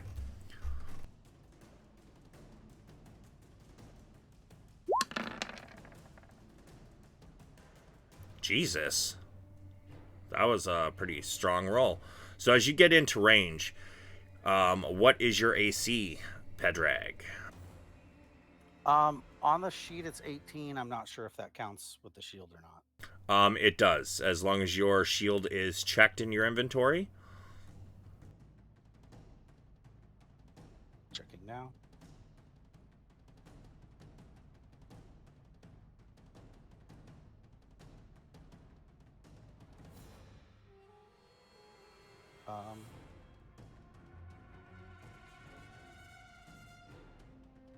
That's under core? Yep. You're in your inventory. You see how you got a bunch of items and they all have a blue check mark next to them. If you don't have anything that's unchecked, then it is equipped and it's counting towards your AC. Okay. So that's gonna hit me. Yeah. So he does, as you rush in towards him, he does manage an overhead chop, and it does find space in your armor, and you take 6 piercing damage.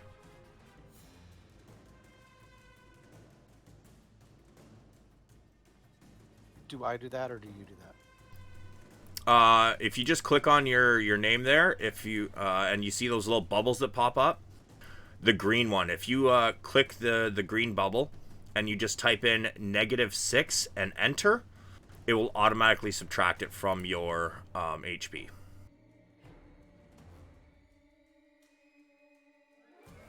However, that was his reaction, so you can now take the rest of your turn.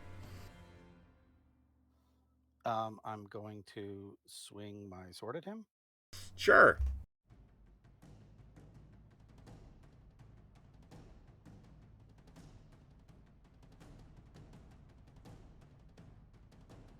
So if you just go under your attacks and click the, I believe you said it's a longsword, right? Unfortunately, that is a miss. It seems to hit him, but it just glances off instead of piercing in. Does it have the plus with it? Ah, correct. Roll me a d4.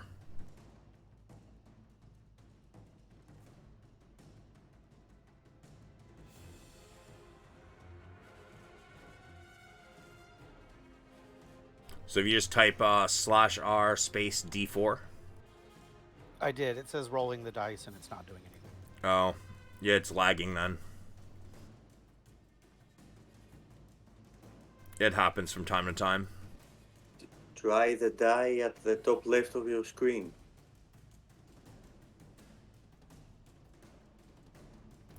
That is a hit. So if you click where it says longsword in the chat there, if you click on that, it will roll the damage dice.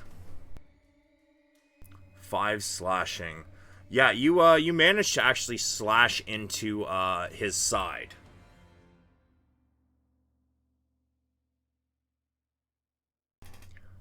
He kind of lets out a hiss. Do you have a bonus action you wish to do? I believe I can safely back away from him since he's already used his reaction, right? I mean, you can back up and see what happens.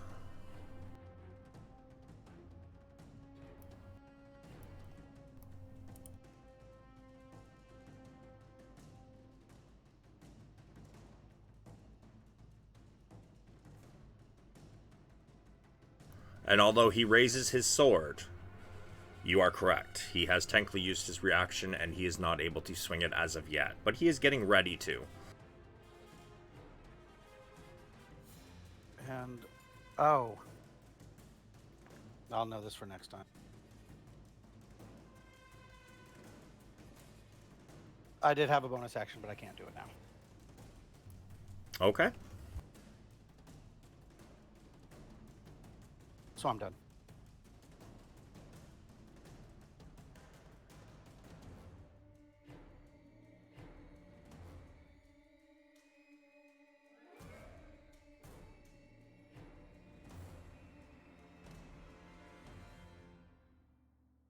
This one charges up. He seems to be move a lot further than the others. But as he closes the distance, that's all he can do. Actually, I get an opportunity when he does that, I think. Polar Master? Post Polearm Master for me.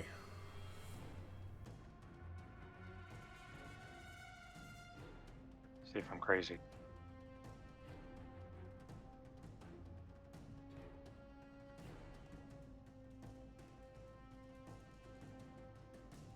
While you are wielding a glaive, halberd, pike, quarterstaff, other creatures provoking yes. If you would like to use your reaction to take a little stabby stab.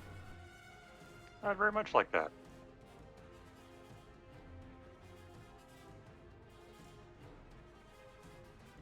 God damn! As he charges in, you stab out with your spear.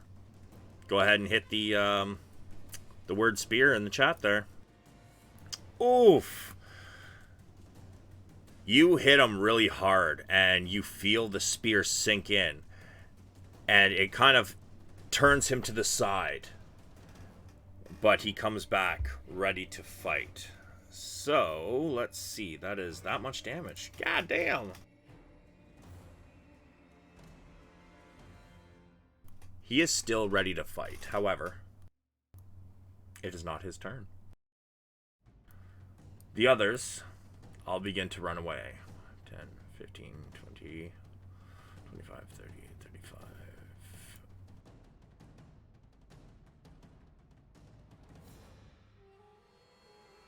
And Bedvere, it is now your turn. I will attack the fellow to my northwest or upper left here. Yeah, as you get that first stab off, he seems like he's about to come at you, and you do your second attack. Well, I mean first of your turn, but yeah.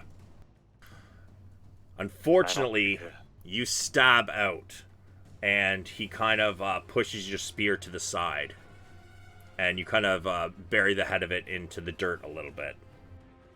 However, bonus action or movement? Same thing, bonus action would be a spear, but a spear attack, but it would be rolling a d4 using the other end. Yeah, I believe I put that into your sheet, so you should have one that says, like, butt end or something. Oh, you do? How about that? Thank you. Yep. No worries. Yeah, you as you bury the head of the spear into the ground, you withdraw it, do a little spin, and snap the back end of it out across his face. Roll me your damage. Damn. As you crack him in the side of the head, you hear a sickening crunch as the side of his head cracks inwards and he collapses to the ground, dead. And that is the end of my turn. That was a fine hit. Thank you. This one is going to charge in. Seeing you, Bedvere, drop its ally. And since you just had your turn, your reaction is back up if you'd like. Yes, please.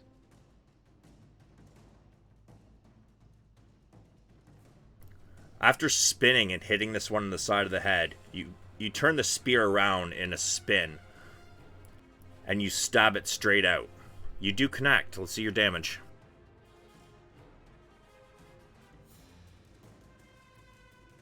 Hot damn. As you stab out, you connect into its hip. You feel it hit bone. And it starts bleeding profusely.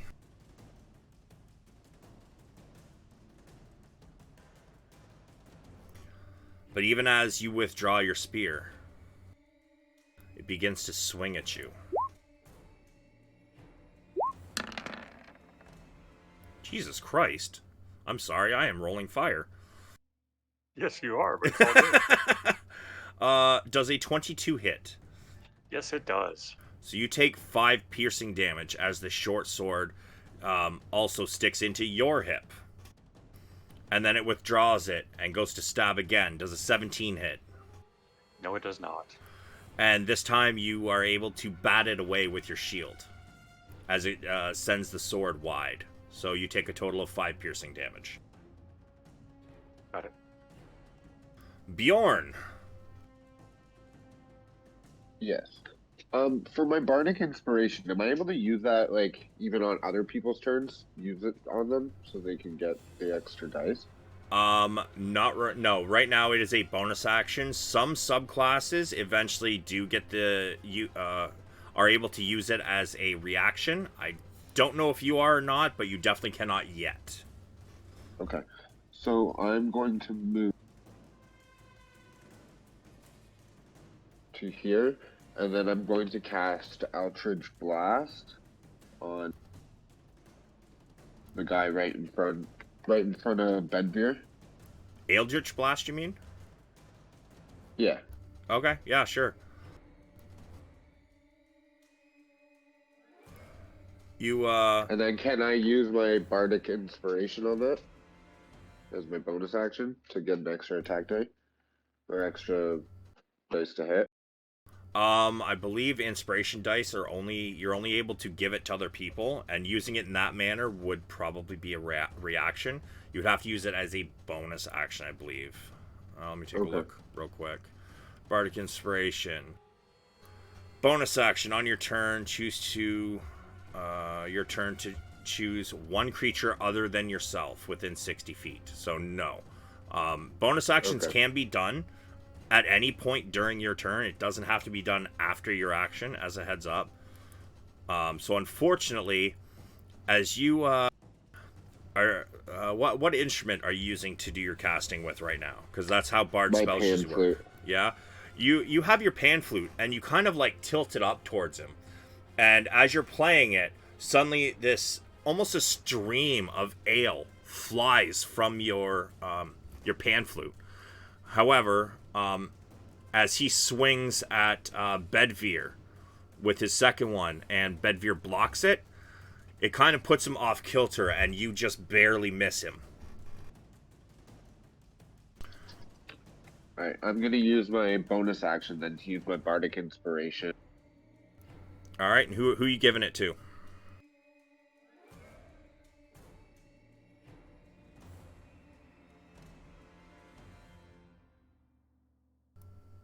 Hello? Can you not hear me? I said to Padraig. Yeah, no, it didn't come through. But okay. So you want to post it in chat so he knows what it does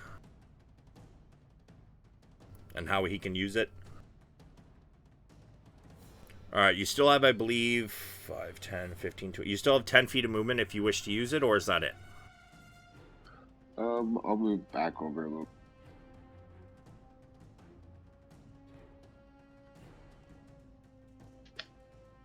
There we go. This one rushes in at Padraig. He's going to swing wildly, once at Padraig and once at Bedvere. First one is at Padraig.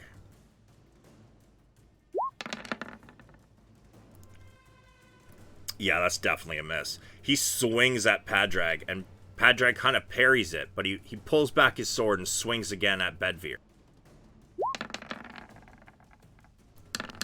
And manages to miss again. He's getting parried and blocked all over the place. Gondar, it is your turn, sir. Okay. Well, can I shoot at the one I shot before without a disadvantage, so I have to get a clearer view of him? So how this works, it wouldn't be disadvantage. How big are these Cover. things? Yeah, it would be cover, which just adds extra AC. But let me take a look how tall these things are. Roughly. Is that the one in the middle of the? It's this one here with the purple mark is the one that he hexed. I'm gonna say yeah, I think they're pretty tall, so I'm gonna say he probably doesn't really have much cover from where you are, so Okay. Well, I take a shot at him. sure.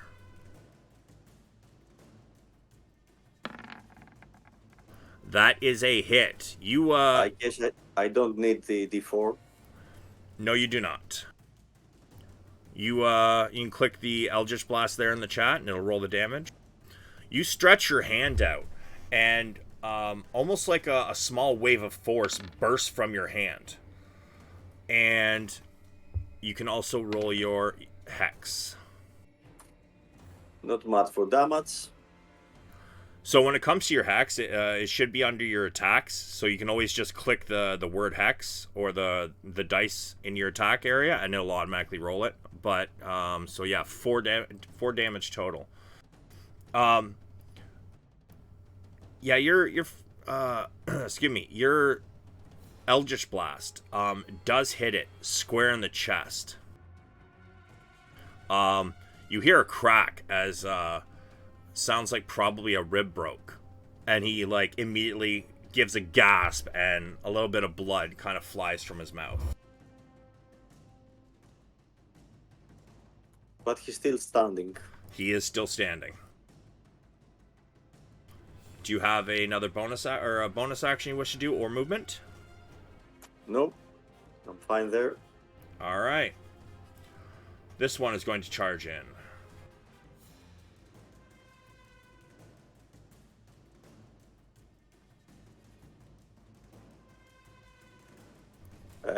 If he comes to my reach, I have an opportunity attack.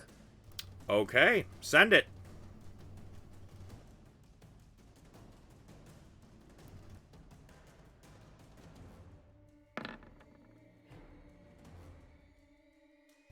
No luck. It would be the same thing. You just click your, the same way you hit your Eldritch Blast, you should just be able to hit your spear one-handed as well. Or two-handed, I Yeah. guess. I'm more used to using the dice. Oh, it'll roll it automatically. Like, it'll still roll the dice. Okay. But yeah, unfortunately, as it comes within range, you do miss it. However, as it is his turn now, he was going to go after Bedveer, but as you miss your attack, he changes target.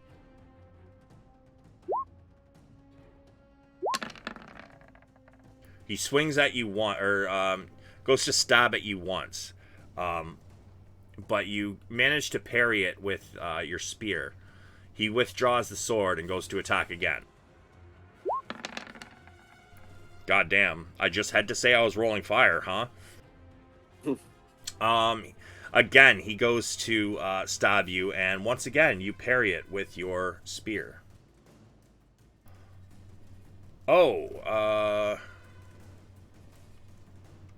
Let's see.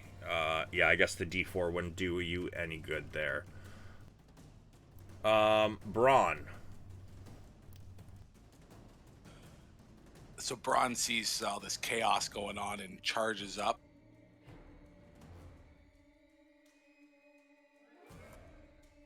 Places a hand on Padrig's shoulder and casts Cure Wounds.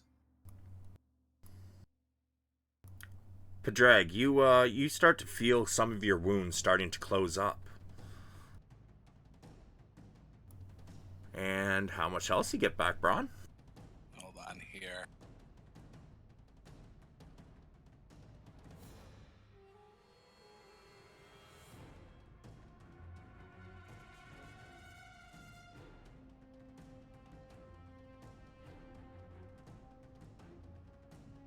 Nine. Padraig, you get 9 HP back. However, I think you're only missing 6, so you get 6. As all of your wounds close up, you feel rejuvenated. And Braun turns over to Bedveer and looks his way and casts Healing Word. Okay.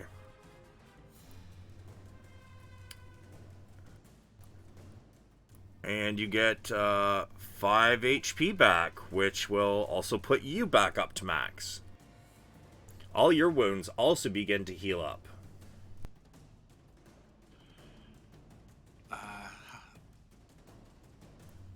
Go back 5 feet, and I'm gonna end my turn.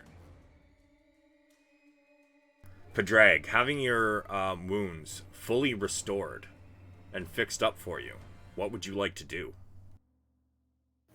I am going to swing at the one in front of me, and I want to make sure I do this Bardic Inspiration thing right.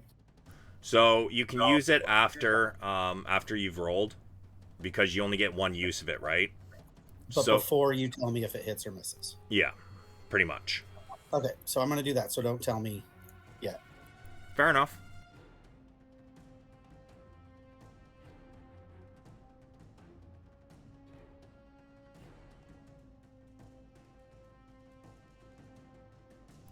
Do you wish to use it or not? No. Okay.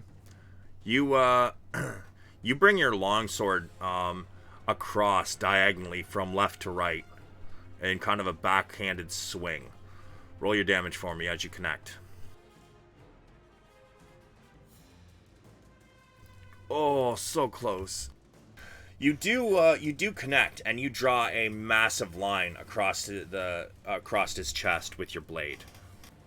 And it starts to bleed profusely. And as he grips his gaping wound in his chest, he gets ready to make his attacks. But do you have bonus action or movement? Yes. The one to his left, I'm going to use Shield Master to try to knock him in the direction of the corpse of his fallen ally. You're gonna try to trip him up? Yes.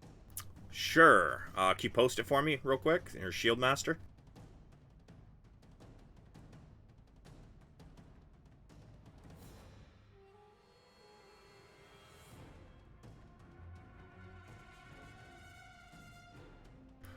Alright. Shove a creature within 5 feet of you. Okay, so I would like you to give me your athletics.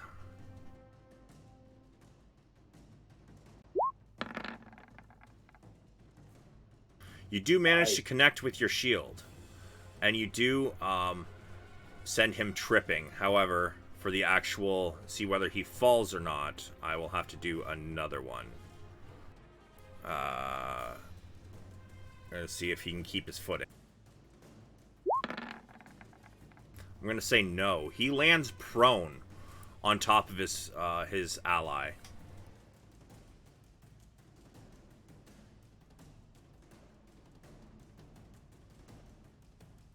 And I'm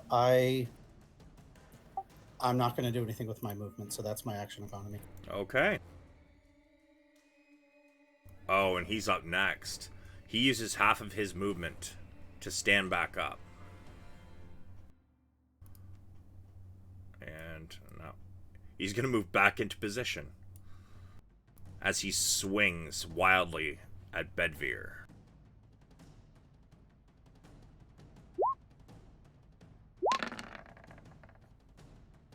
Does an 18 hit you?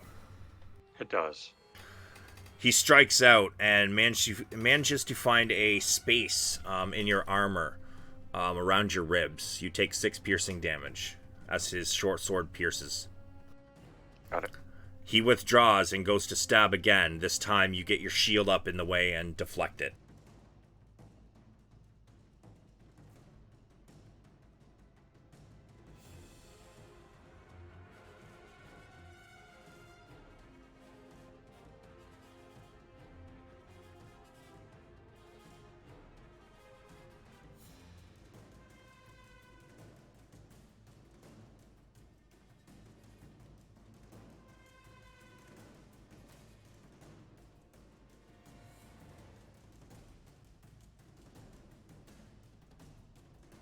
The other ones in the very back, you're starting to lose sight of them, if you haven't already.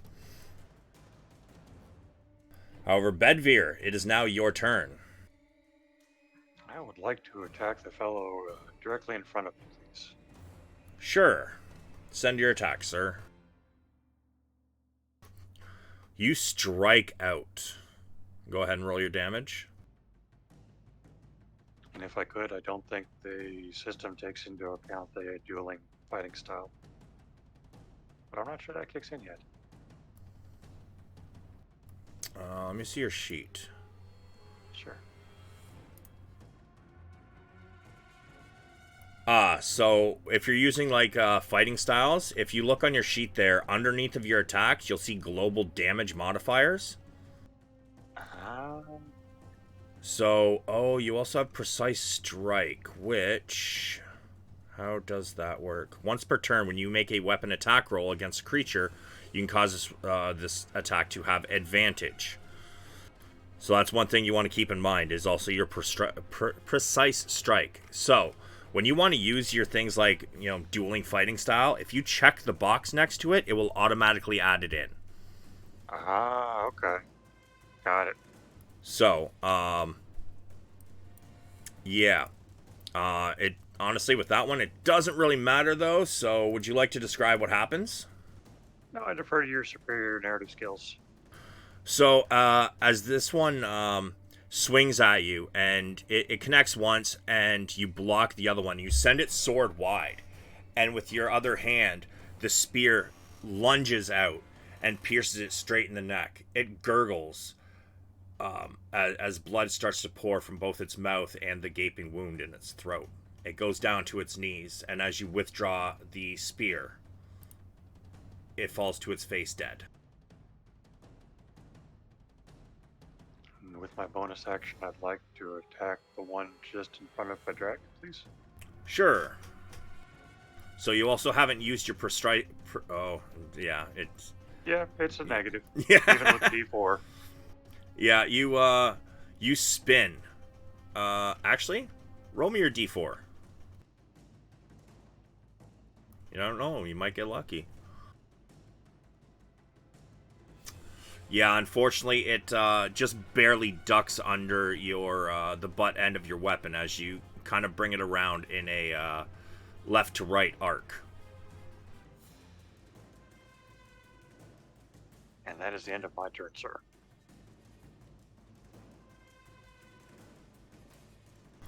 Bjorn, it is your turn, sir. All right. I'm going to cast Guiding Bolt on the one directly in front of me. Okay.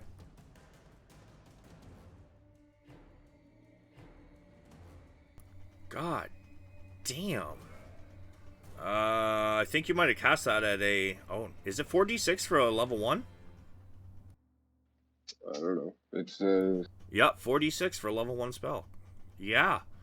Let's see. God damn. Yeah, you kind of use your pan flute, and again you aim it at him, and this time it connects in the side of his ribs, and he's kind of hunched over a little bit as again you hear a crack as many ribs seem to have broken. He is not looking good, and the next person that makes an attack against him, oops, I did that wrong, has advantage. For my bonus action, can I ready a reaction? Is that a thing?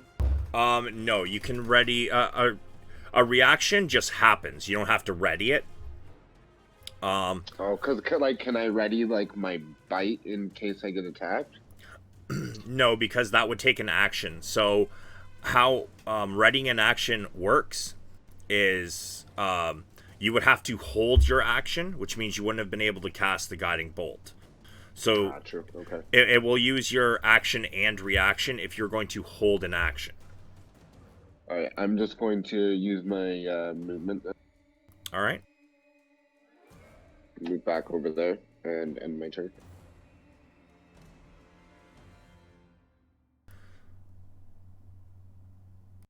Padraig. He is going to swing at you.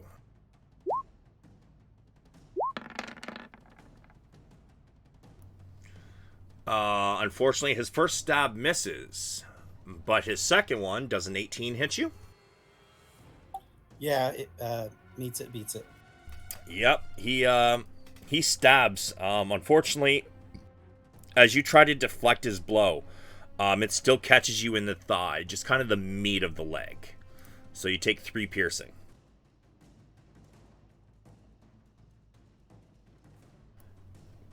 It's not letting me bring up the bubbles. So what you gotta do is you probably already have your cloak, your token clicked. So if you just click off of them, like somewhere on the map, and then click on them again, it should work.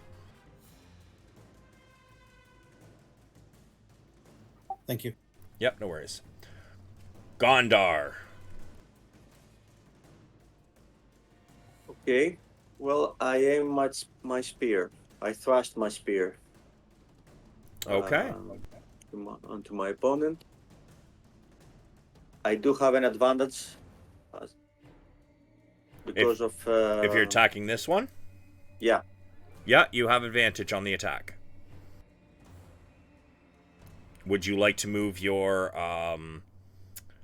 hex over to him with you? Oh no, I think he's got to die first, right? I can't. Yeah, he's got to die first. Yeah, so go ahead. You stab out with your spear.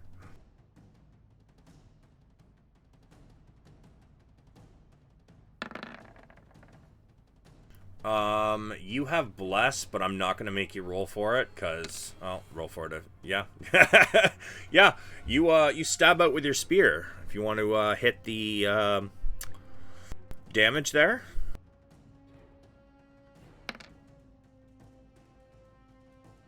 Eight. Would you like to describe what happens as he dies?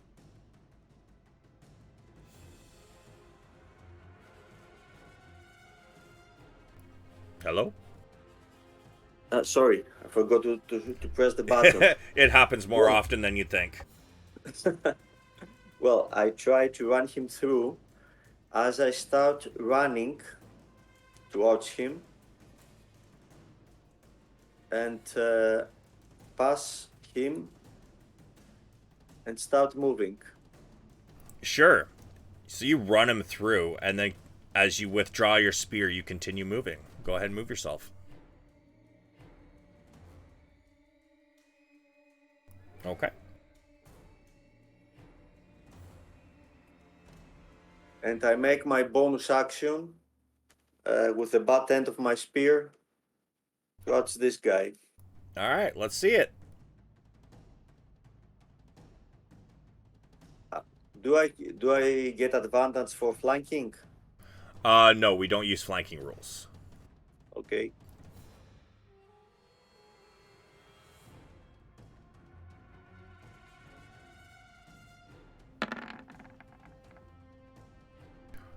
Yeah, unfortunately, as you come... Sorry. I left the advantage on. It's cool. I know. It happens a lot. It's fine. No worries. So as you come running around, you kind of do like a jump with your... kind of a jump and twirl with your spear, but you swing the butt end at him, and unfortunately, it does not hit. Okay, it's end turn for me here. Braun. Braun looks over at the bodies dropping. How does this last guy look here? He looks like He is tough. fucked up. Yeah, so Braun... In fact, he's looking around for an escape. Yeah, I bet he is. I look him... I'm kind of looking his way, and I cast Sacred Flame cantrip. Post it for me. Alright, so must make a dex save or take 1d8. Alright. He fails. Yeah. You want to describe what happens as these flames leap up around him? Yeah, the flames essentially call down and erupt up around him and engulf him for a couple seconds completely. And he falls to the ground dead. As you guys look around, the others have pretty much left the battlefield at this point. They have run off. However, what would you guys all like to do now that the battle is ended? Combat's over. It is. Well, guys, do you think we should chase the others? We should search them all and search everything. Where's that little boy? He actually comes out of the bushes as he sees the last of them drop. Aren't we going to chase the others? Let's at least give it a shot. Let's try. Let's go for it, Gondar. My legs aren't very long though. Okay. When it's my turn again, I'll start running. Yeah, you guys are out of turn order because you're out of combat. But yeah, you and Braun. Is anybody else going with to chase? I'm quickly well. searching these bodies. All right, so you guys would have seen him go to the east from their position, which was over here. They would have gone in this direction. As you guys start that way, for those of you who are chasing, unfortunately, these creatures are quite quick. And as they've got about a 30-second head start, you guys are unable to find them. Can we try and track? I lost tracks. Can I track them? So how we're going to do this is both Bedvere and Gondar have asked to do that. Without giving the actual numbers, who between the two of you do you think has a higher survival check? Without giving numbers. Not me, I gather. In that case, Bedvere, you may roll survival at advantage, as he is trying to help you.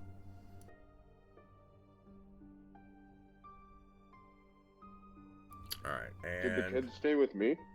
yeah, kid's not going to chase after these strange creatures. Kid, get over here and start looting through some pockets. Where? Oh, I think I closed the stat block. 1 second. I think Bless applies also.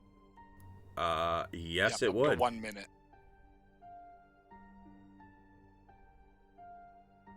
So We only did a let few me. rounds of combat there, so we would still have 30 seconds of bless.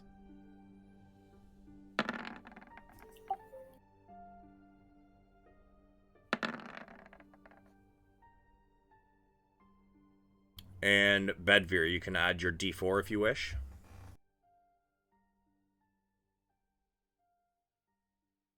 You're able to pick up 2 sets of tracks, however, they are extremely similar to each other, running nearly side by side.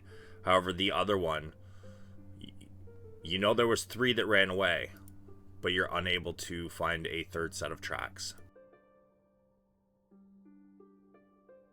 Got it. I'll follow 2 tracks and say yell and scream out to the party. I have their tracks. Follow me. Coming. And assume that I'm going somewhere near the right direction. Was there anything on any of these bodies? Well, I move your moved on to character the up wagon? there. Yeah, move your character up there if The you want. I'm at the goblins first. Oh, those ones. Sure. Give me an investigation.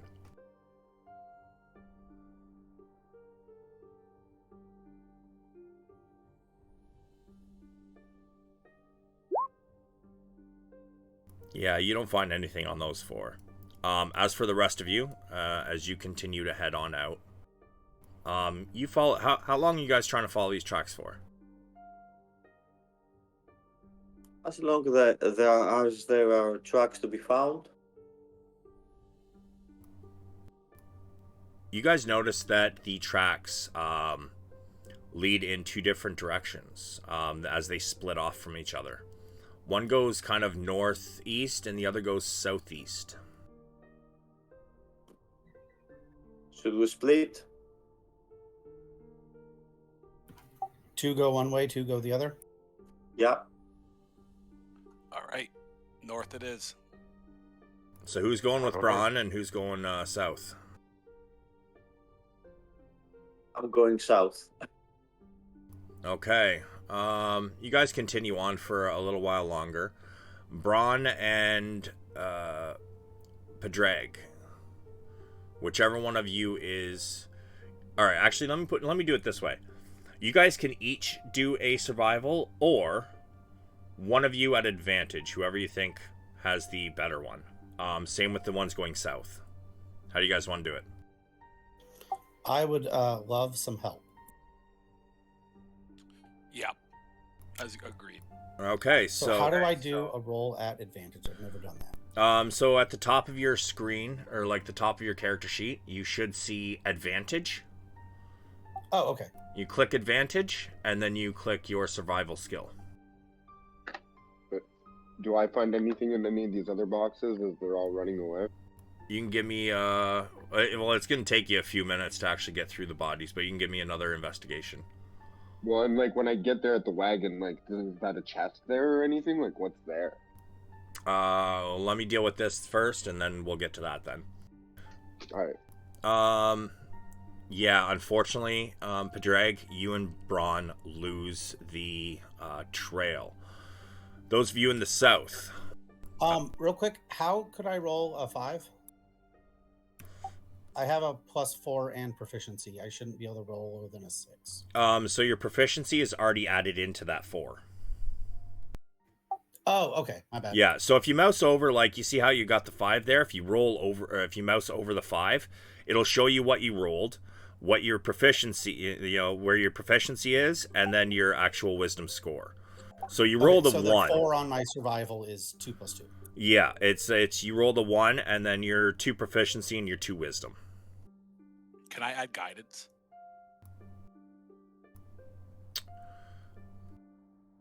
Post guidance for me.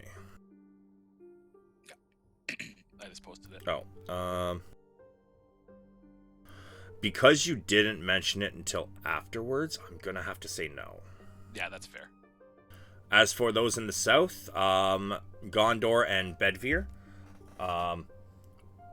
would you guys like to roll separately, or would you like to roll one of you at advantage? Oh, Bedivere, do all.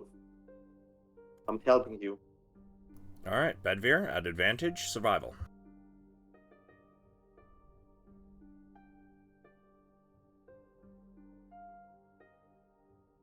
Nice.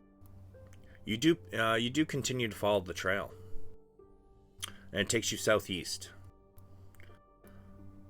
You are able to follow it for about another 15 or 20 minutes.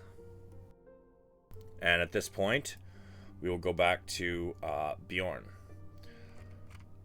In this area, you see several barrels. A couple have been tipped over, and a couple have been broken. One does lay on the ground, seems to have a tap in it, and it does not seem to be broken. However, to see what else you find, I would need another investigation. And since the kid is helping you, you do it at advantage.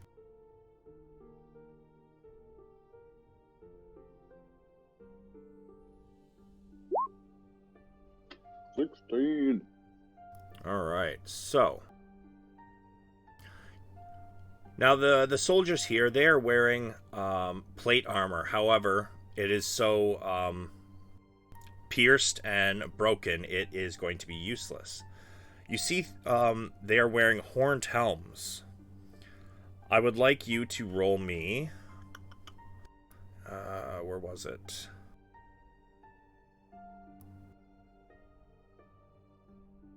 A history check. Straight roll.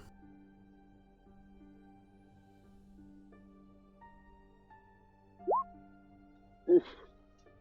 They're dumb. Yep, not a clue. But would the kid know? Can I ask the kid? Because he was with these people, right? What are you asking him? Who are these guys, and what is with these helms? He says, I don't really know. I used to work at a nearby farm, and these men, they hired me to travel with them and care for their horses. I don't really know anything about them. I did hear them talking about enemy troops supposedly afoot in the region. Do you know what they were transporting? I think there was just some food and some drinking in their casks. Other than that, I don't think they were transporting. I think they were hunting for something. Maybe these things that killed them. Seem to be some sort of soldiers, but what kind? I don't know. True. Do I see anything else of importance inside their wagon? You see...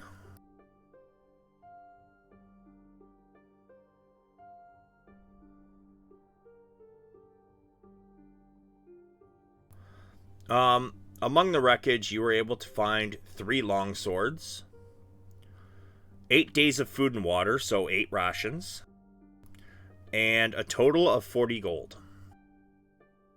Nice. I'm gonna throw it all in my bag of holding. Ask the boy, are you coming with us, or is there somewhere you need to be? I need to be after them before I lose my friend.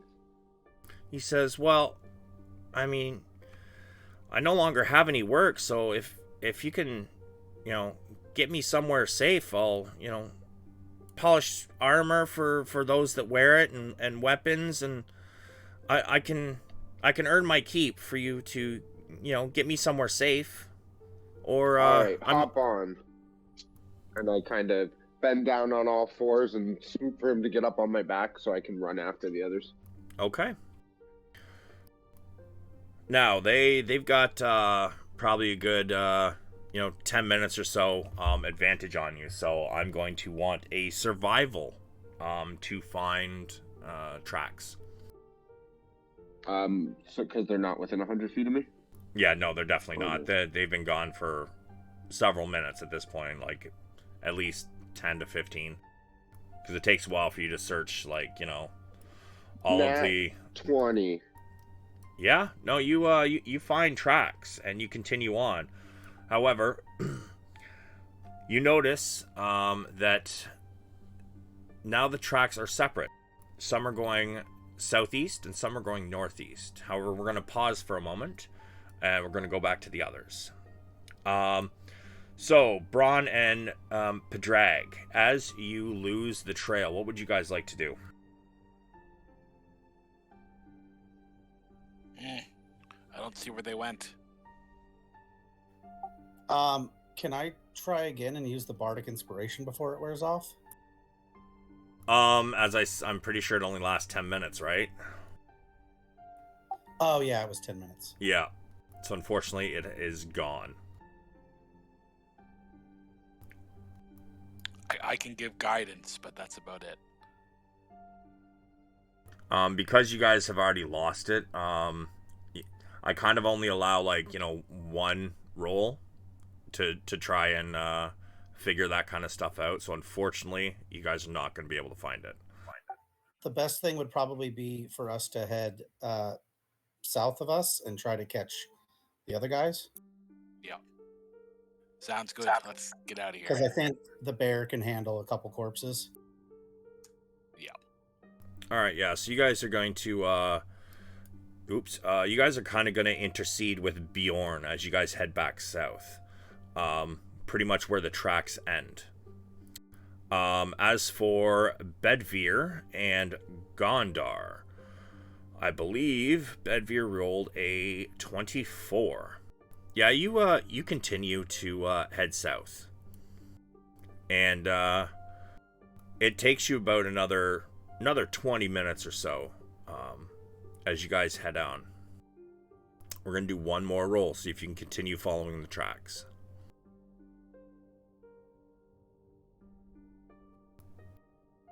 Roll on, Bedvere. So that would be a 12 unless you have a reason for advantage. I'm helping him. That is correct. Yeah. Okay. So you get you continue along the trail, and eventually you come upon one of the creatures. Do we spot him from a distance? I would say yes. In fact, you didn't just find tracks. You guys were able to find a blood trail. It's very very sparse. Probably I'm going to say at least 20 to 30 feet between spatters of blood. But you guys notice them. I'm going to say probably you guys crest a hill. And as you get to the top of the hill, you see him at the bottom, and he's limping, and he's starting to slow down. How far away is Probably about 70 feet to the bottom of the hill. he? Bedfear, do you think we should catch him and interrogate him, I think or that's just brilliant. waste him? No, I think we try and interrogate him and learn more. I think you're spot on. Okay. In that case, Well, I take a shot at him. take a shot at him with what? Well, my hex is still on. It lasts for an hour, and my blast has a 120 feet range. Okay. So as he's limping away, would you like to roll your attack?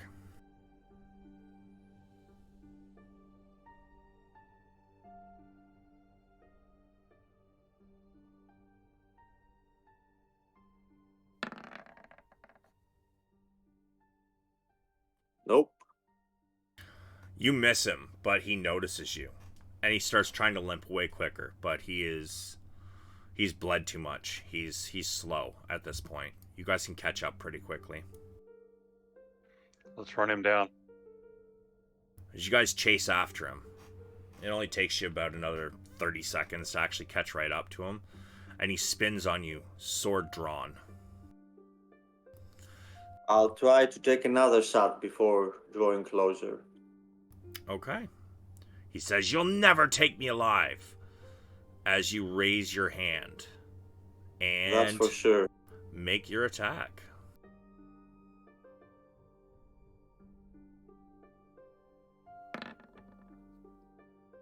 This Much is a better. hit.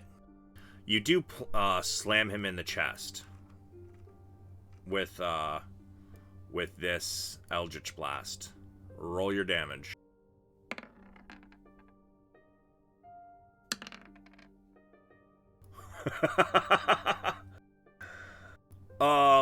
Yeah, so, whoops. I just stretched the token instead of moving it. So as you hit him with your Eldritch Blast, you manage to crush his windpipe. Because, first, if you're going to try to capture someone, you always got to specify, non-lethal damage. However, spells cannot do non-lethal damage, and you did just enough damage. Okay. His windpipe crushes, and a spurt of blood comes out, and he starts clawing at his throat, drawing more lines of red as he suffocates in his own blood, and he falls to the ground dead. Oops. Yeah, so I guess I probably should have specified this earlier, but spells cannot do non-lethal damage. If you do want to do non-lethal damage, you always have to specify before the attack roll. Just Okay. future reference. Fair enough. Am I close enough to cast a spell on him? You are not. No, you guys are still about 20 minutes behind them. Should we check him? Yeah, Or- let's search him. Let's search him and see what he has. Yeah, we do that. Sure. Give me a one of you can roll investigation at advantage. I'm not the most perceptive. Do you want investigation or perception? Investigation. Not my strong point either. Got it. All right. I'm gonna give it a shot. Okay.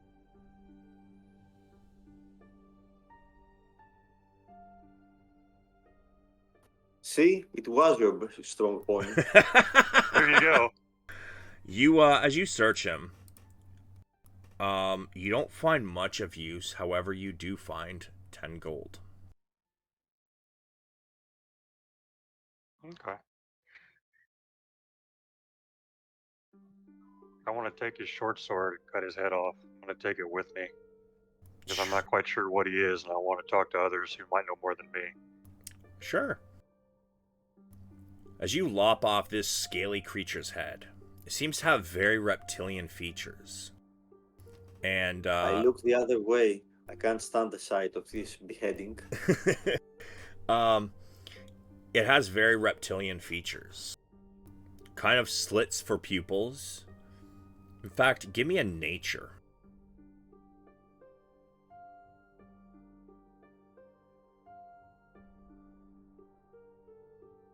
No clue.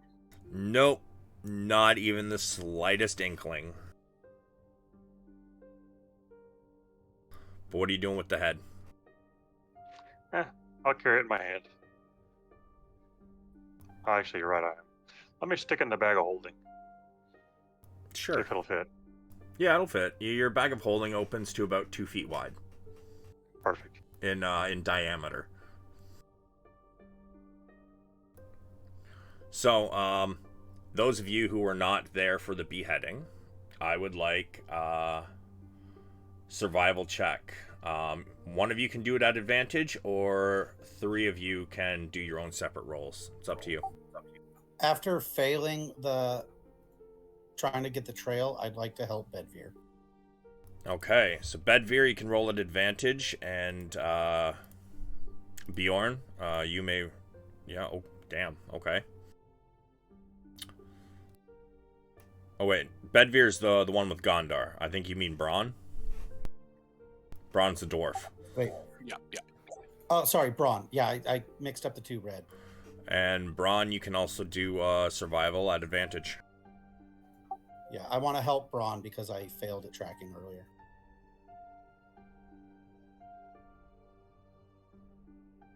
Yeah, both Bjorn and Braun are able to pick up the trail, and the one going southeast.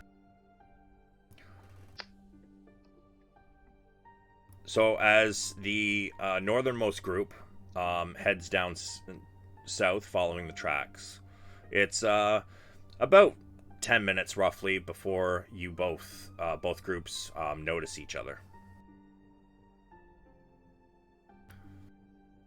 What would everybody like to do? Hello there. We got Good to see you him. again. Did you find the others? I lost the one to the north. Yeah, we lost them.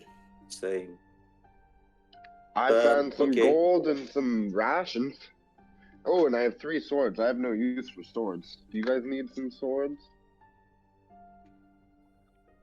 I'll kick in the 10 gold that I found to the party, and I could use a sword if no one objects. Of course. I pull out 3 short swords and throw them on the ground. I found how many people are in our group? 1, 2, 3, there's 5 of us. I found 40 gold pieces and 30 rations. That's what you said, right, Blair? 30 rations? No, 8 days of rations. So one ration is equal to food and water for 1 day. You found 8 days worth. Oh, so I throw all my rations, the 8 rations, the 40 gold, and the 3 short swords down. They were short swords. I'm sorry. Yeah, I took a short sword from the guy we knocked out. No, they were I'll long kick in swords. Oh, long swords. Yeah, you got the long swords from the knights. In fact, Bedvere, Yes. I would like you to roll me. I'm going to give you the option: history or religion. History for 400, Alex. I was about to say advantage, but it doesn't matter. You notice something familiar on these swords. These are swords quite similar to what you've seen other Knights of Solamnia carry. Gentlemen, these were Knights of Solamnia. I think I am obliged to give them a decent burial. What is a Knight of Salami? Solamnia? Yeah, what is that? Ah, okay. They're actually 3 knightly orders, each dedicated to different aspects of good.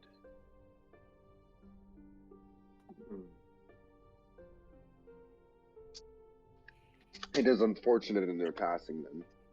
Everyone deserves some good death rites. I will assist you. Thank you. Me too. What are these creatures? That I don't know, but I did take a sample from one in hopes that we might find someone who could identify them for us. So I guess when we go back to where the Knights of Solamnia are, I'm going to also inspect one of these things, one of the ones we killed. Yeah, so everybody had 8 gold to your inventory, though? It was a total of 50 gold. So You told me 40, I thought. you got 40, but Bedvere also found 10. He said he put his into the pile as well. So 10 each? Yep.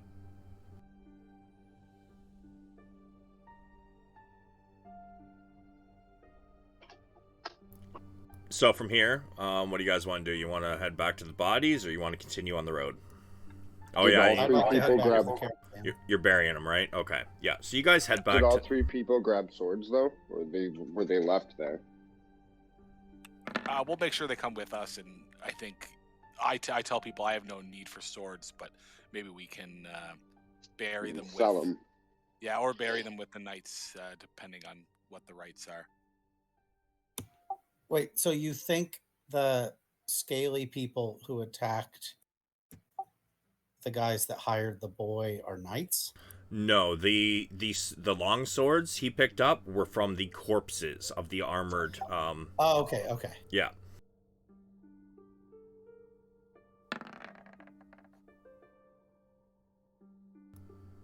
All right, so back to the wagons.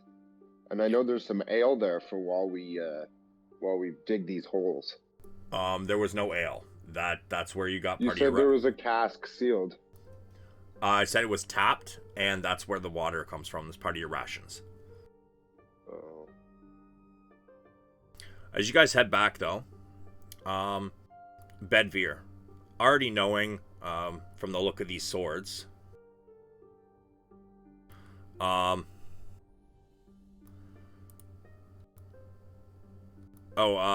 Padraig, if you go into above the chat, you go to settings, you can go to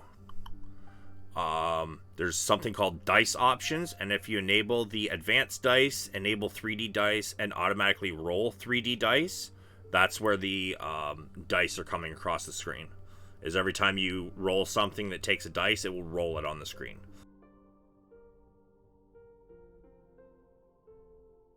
But Bedvere, as you take a look at these corpses, you recognize the helmets. Would you like to investigate the bodies? Yes, please. Give me investigation. Nothing. Give me another roll at advantage, because you would know that something they might carry on them.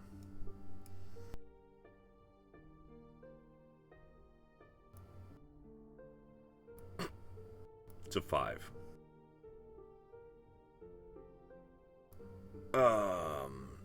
Yeah, no. Shit.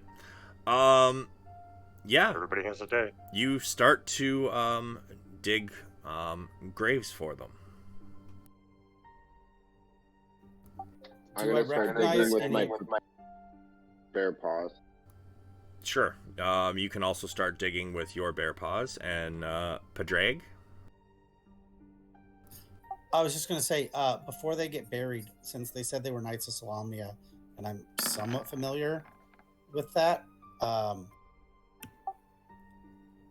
do I notice any specific religious iconography?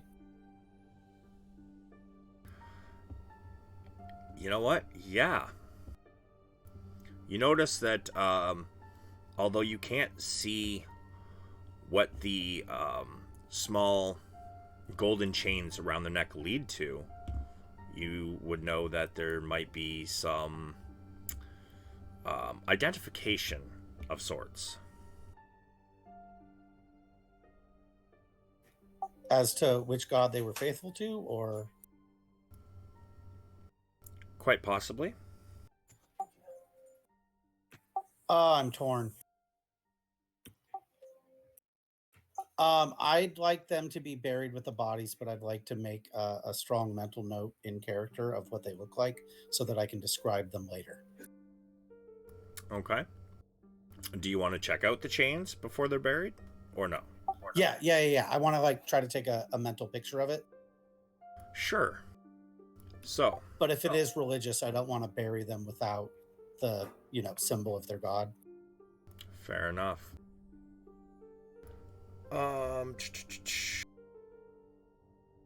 As you reach down and check out where one of these golden necklaces lead, you lift it up. You see on one side, where is that handout? You see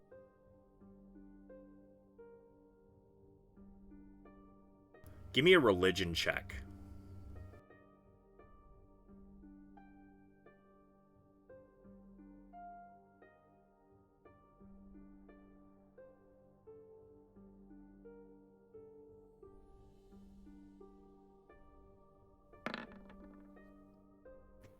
Well, yeah, you're really not sure what god if this is, if it's even a symbol of a god. However, as you flip it over, give me a history check. And Bedveer, give me a perception check in case he fails.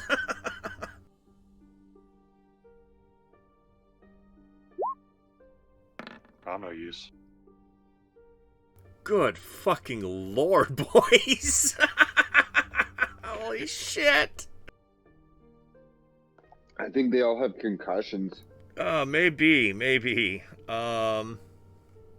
Braun will shell look shock. over as well to see if he can identify it or help. After seeing people scratch his head. Or scratch their heads. I mean, the one on the right visibly looks kind of like a rose, which I know is one of the orders, but I have no idea what god that is, or... You know what? I will give... Padraig, you can give me one more history check, because you're right. It should probably be an advantage. And, Braun, given the fact you are a... I would like you to roll me a religion, please, Braun.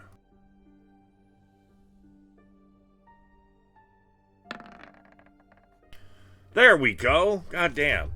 Braun, as you look at this, you see a... you realize that this is a symbol for Paladin.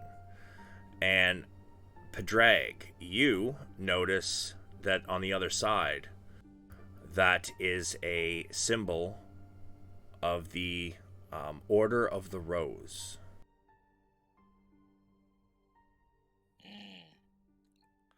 I know this, and I explained to the group my thoughts there. Okay.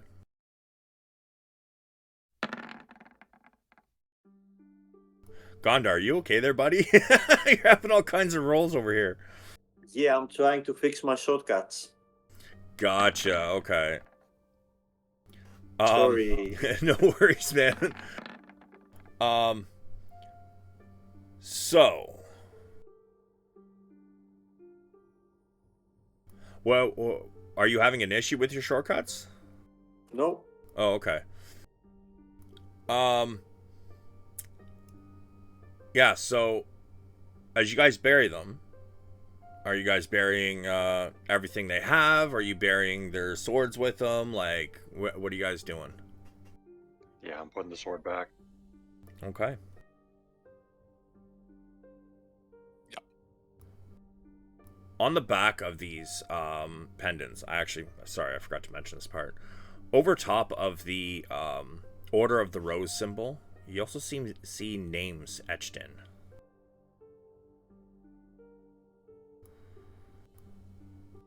One says Sir Xander. I'm going to type this for you.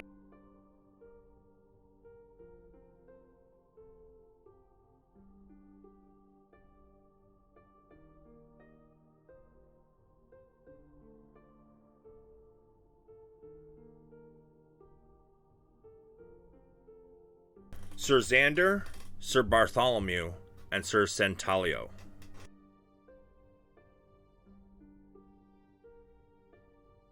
Where do we see those names? They are etched on the same side as the symbol of the rose.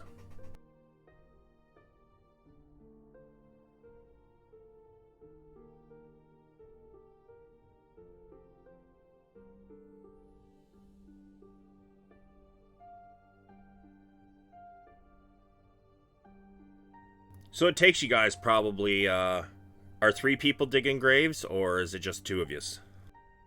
I'm digging. I'm also helping. Alright, so we got at least 3 people digging. I'm going to say it'd probably take you guys about 4 hours or so to actually dig these graves. I had a mage hand helping as well, but it probably wouldn't help too much. Kind of loosen the dirt at best. Yeah. But yeah, you guys are able to put the bodies into the graves. Would you guys? I'm gonna start playing a somber song as we start to bury them, or as the people are ready to say words. Okay. Are you guys marking the graves, or how you want to do this?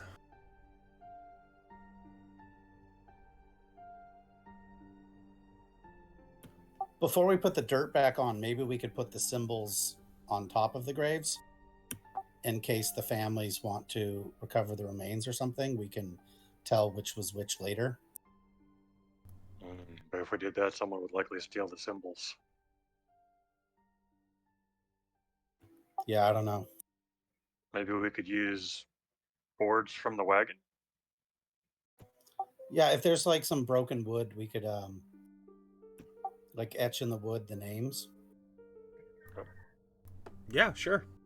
Totally do that. Just something so we can tell the three graves apart if we need to in the future. And out of respect. Yeah, for sure. So you guys, as you guys bury the bodies, one of you kind of goes over and starts snapping boards and such off of the wagon that is already busted anyways. As you guys kind of drive them into the dirt, and how would you guys like to etch their names on? I've got a hand axe I can use to carve the name into the wood. Sure. It'd be less clumsy than a long sword. Yeah, as you guys I have an actual dagger if you need to. Oh yeah. When I see the dagger, I stop trying with my hand axe. I hand it over to. Yeah. Now, as you guys finish this up, would anybody like to say words? I look to the Knight of Solamnia.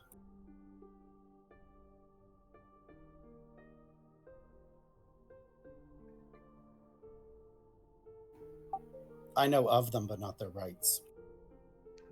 And out of character, I don't know their rights well enough to do it any kind of justice. And I'm just gonna keep playing my tune.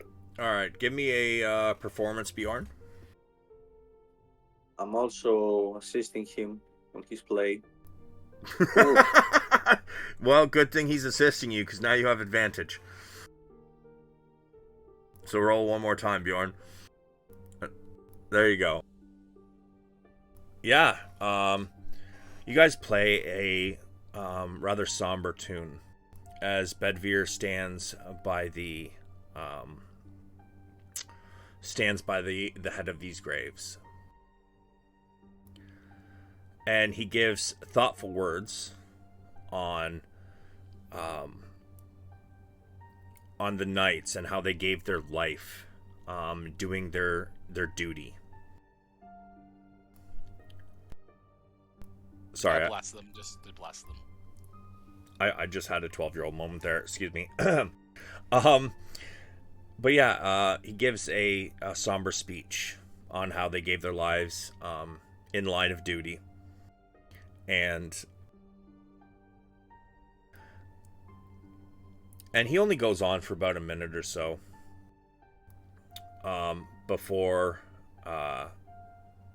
he kind of kneels down and he touches each one and he tells them to rest well, that they have done their job and made the ultimate sacrifice for the safety of the people in the lands.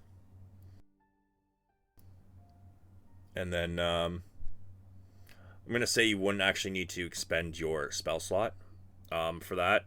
You just kind of give them a although it's not you're not of the same faith, I would say that you could easily do like a religious blessing on their passing. And with that, what would you guys like to do now? I think we have another funeral to get to. Yes, we Yes. must not delay too long. We do, but we've got a kid. What do we? Is the kid still there? The Yeah. kid said he'll travel with us until he gets to somewhere safe, if that's all right with everybody. Till we get to a town.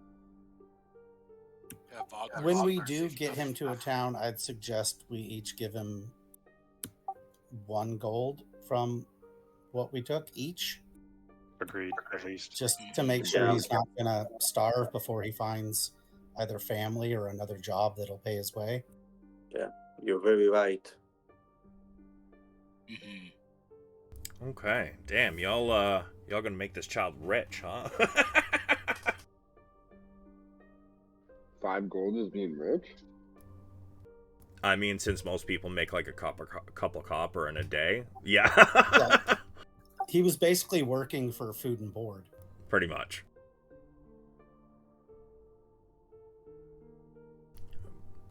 But as you guys agree, he you see him, kind of cheer up a little bit. He was very quiet throughout the ceremony. And he says, I wasn't with them long, but they were kind men. They treated me well. I will miss them. And as you all head off, he follows in tow.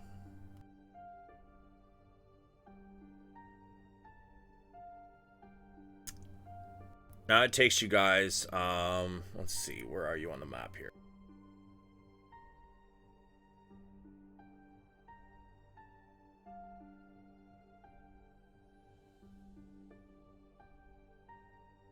So you guys were about here. You guys are about 2 days travel out, I would think. Well, maybe 5 days, actually. It took you like a week to get from there to there. What time of day is it? In like 5 days? No, right now. You just said we're 2 days to travel out. Or you're saying we just traveled 2 days. Yeah. So you guys travel for about, I'm going to say it's probably going to take you about 3 days roughly to get there, I think. So they took them a little over a week to get from Palanthus to Malgoth. Can we assume we've had a long rest then if it's been 3 days? Oh, yeah. Yeah, your spell slots replenish, your health replenishes, any class abilities you used replenish. So I can just click long rest, right? Yeah, I would definitely check it though to make sure it's all the proper things reset though. But yes, you should just be able to click long rest. And can I ask the kid a question? Yeah, by all means. Did they come from Dargard or Kalaman, or like where did he meet up with them? Just in case we talk to somebody else about it in the future, I'd like to know more than just their names. Well, I've been traveling with him for about a week. I was just at I was working at a farm just a week west of here, and when they stopped at the farm, they said they needed a hand, and the person I was working for told me if I wished to go with them and explore a little bit, I could go. So if you guys are there about a week west, probably be near Liggett. Okay. Which Liggett is a castle and fort. So it would probably more than likely he was probably like about here in between the river and Liggett. However, I'm not 100% sure what kind of castle fort that is at Liggett, so I can't guarantee that that's where they're from. But he said, just to the east of Liggett. That's where they found me. I've been traveling with them a little over a week.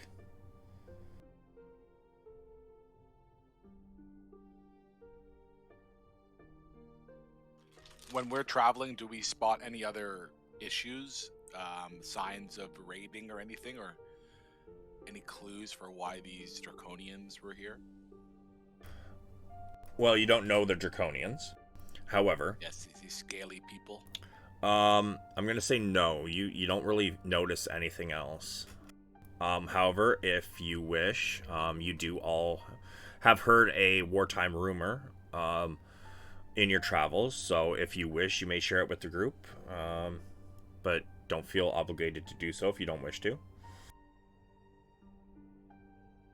I'll put mine in the chat. Yeah, as we're walking, I say, that was unexpected coming across that. I wasn't expecting to find something like that. I've I've heard of a couple of rumors when I was, working around the tower with some of my colleagues of potential of Dark Rising in Kerr, potential warlock raising in there, but really it's just rumors and chatter, so I can't really confirm anything. I wonder if this is connected. I'm not sure. Has anyone else heard of this in Kerr? I have, No. but I don't. I gotta find where I put mine. It got deleted when I put in my backstory.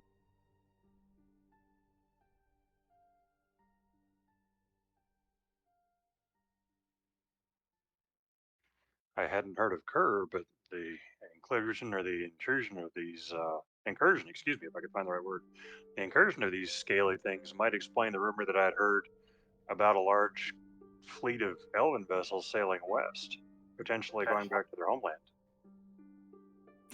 What's the spelling of the name of this place? Of what place? Somebody say Kerr? Oh yes, so that was Khur.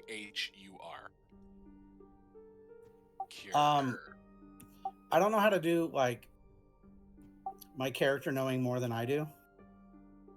It's easier to do the opposite and work around it.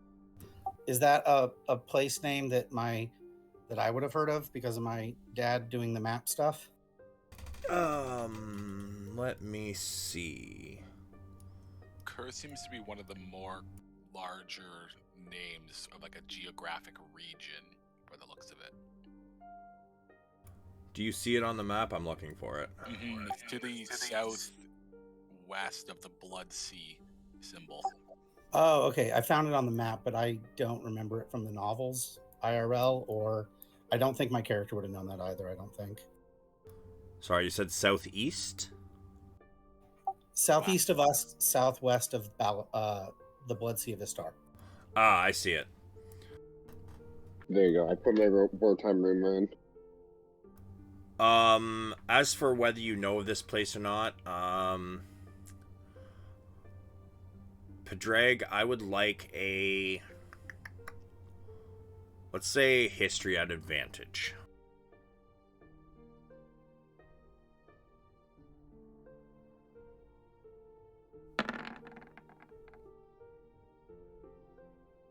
You've heard the name, but you don't really know anything about it. And Bjorn tells you of armies in the east are recruiting anyone who will fight for them, promising wealth and glory not seen since before the cataclysm. That does line up with what I've heard in Kerr.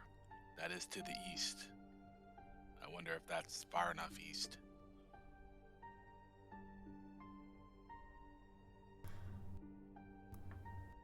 Bedvir being a knight of Solamnia, I'm gonna ask you for a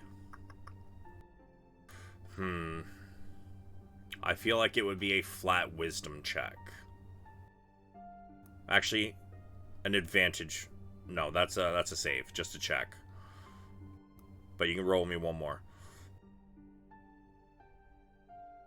If you just click the word wisdom, there you go. Yeah, 22. I'm gonna say that you would be aware that, with strange creatures in the region, and if the fact that armies in the east are recruiting, there's a war coming. I would share that with the party. My hypothesis is that we're looking at a war. Which side do you think is recruiting? Well, Does it matter?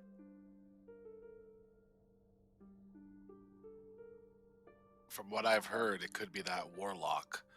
They're trying to assemble power. So, I think there's a good chance it could be connected to that.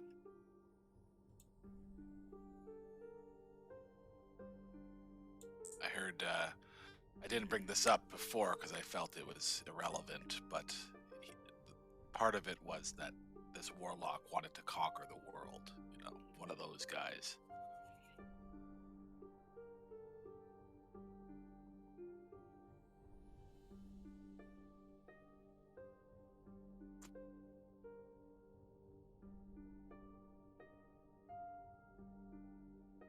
I see a little prejudice towards warlocks. Am I right? Sorry, can you say that again? You seem somehow prejudiced concerning warlocks. How so? Don't get me wrong. I've grown up around lots of magic users. I understand that it's more the person and what they do with the power than the source of the power. So, no prejudice, but I can't deny the rumors I've heard. Okay. Not a fan of warlocks personally, or the death magic they practice sometimes. I concur after what they did to me. I've learned that life is a delicate balance sometimes. Sometimes you have to look down the middle and take it for what it is. Sometimes, even if it looks bad, it can still be good.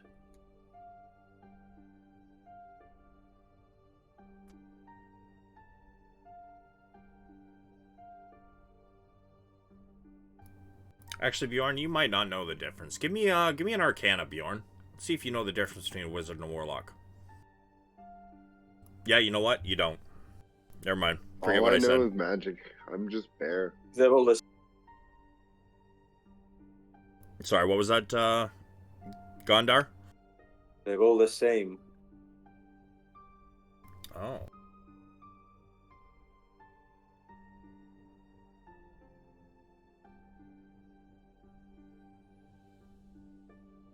Well, the one thing we do have in common is the death of our friend. Shall we continue on to the funeral?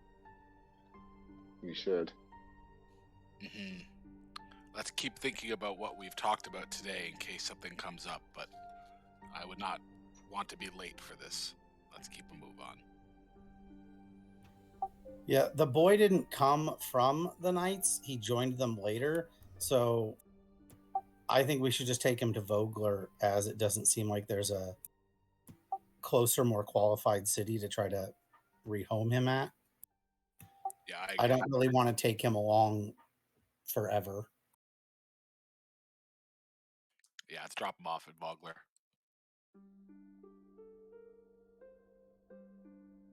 Okay. And as you guys continue on your trip, I would like everybody at the top of their sheet, the very top right, you should see a spot that says experience points.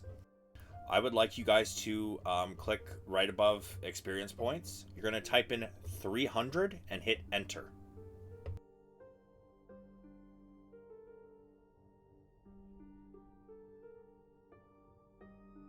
Now, you guys should see what looks like the Charactermancer symbol in that box somewhere. Looks like an anvil with a hammer. And I want you guys to click on it. And then you will be able to level up. Ooh.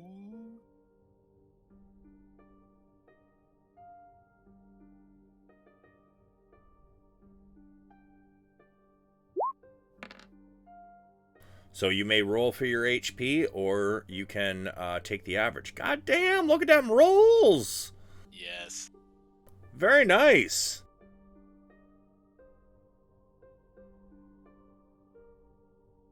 Noise. Mine's a D10, right? As a pally? So if you want to roll for it, you can just hit the roll button. If you wish to do the average, you can just hit the button that says average.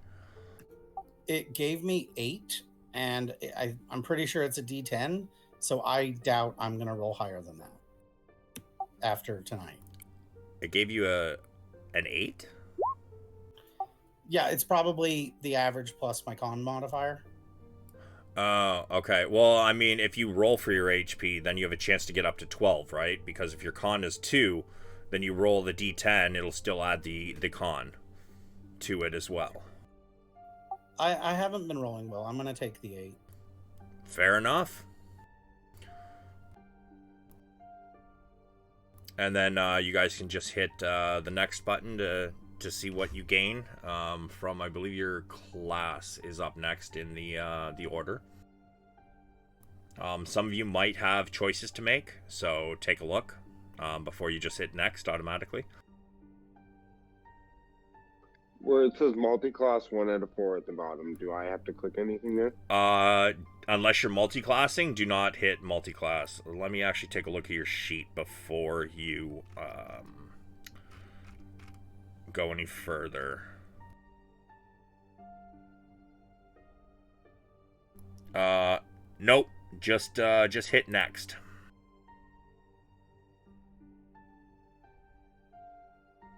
Do I get all 3 of these, or do I have to pick one?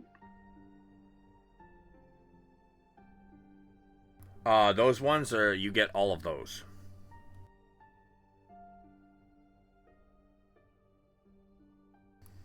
So if you guys have cheat sheets like I usually do for my characters, I would definitely take the time after the game to add these into that cheat sheet.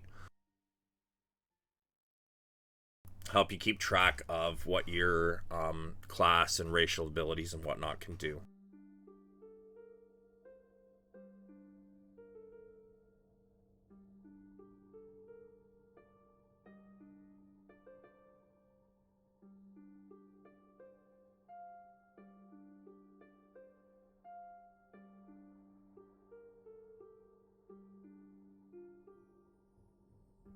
And then once you guys are done, just type "done" into chat for me, so I know when we're ready to move on. I know it'll take a few minutes because some of you got to pick like spells and shit like that.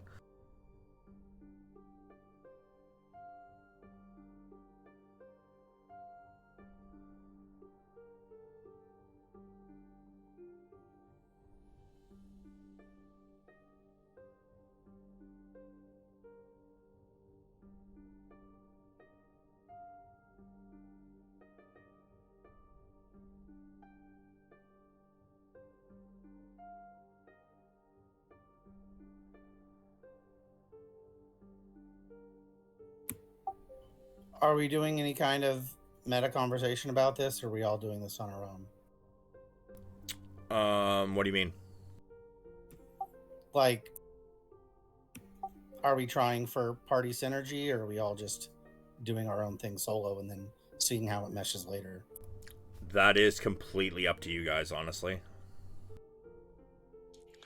I will, like, Braun's whole deal is pretty balanced between damage and healing, so I'll be keeping up with some healing spells and some damage spells. But I'll be pretty consistent to heal. And I'm trying to go between damage and support. So there's the same kind of thing, but you probably taken a little utility as well, right? Like crowd control utility.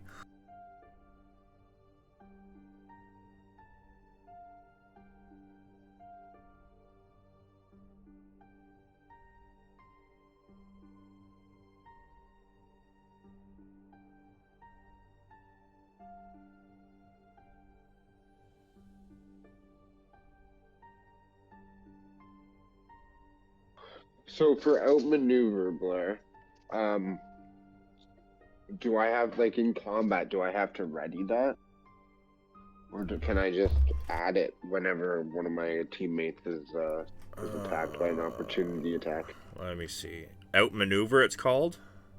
Yes. Alright, so it is a reaction. So that means, let's see, when a creature provokes an opportunity attack from an ally, you can force the creature to make a wisdom saving throw. On a failed save, the creature's movement is reduced to 0. You may do that, yes. You don't have to, like, you don't have to ready an action for it. So most reactions, the only time you need to use a reaction for an action spell is if you're like, I want to use this action spell when something comes within range, kind of thing. So that then it would use your action and your reaction. However, if a spell just says reaction, that means whenever that comes up, you can just drop that. You're like, as soon as I'm like, this guy's moving up, you can be like, reaction. I'm going to use this spell. Because it has a casting time of 1 reaction. Perfect.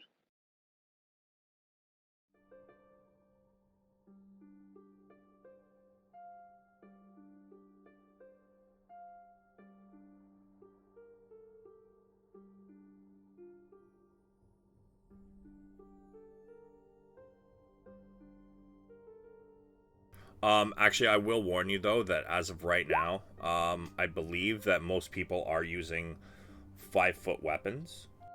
So they will get the attack of opportunity. 2 of them, anyways, get the attack of opportunity when the thing comes into their range. As for anybody else, it would be when they are leaving the attack of, like, leaving the range. So if Okay. you guys were in combat, right, and they see their allies dropping, they might start to try and run away. And as if he starts running away, one of the other players might be like, I want to use my attack of opportunity to strike him as he runs. Then, unless they have something to stop him in his tracks, they would get their attack and then he would continue running. However, you could also use your own reaction to cast that spell, in which case they are not getting any further than where they are. Make sense? Yeah. Can I ask what Gondar's class is? Yeah, of course you can. I'm a warlock. The guy who's like, they're all the same, he's like, yeah, I'm a warlock. I love it.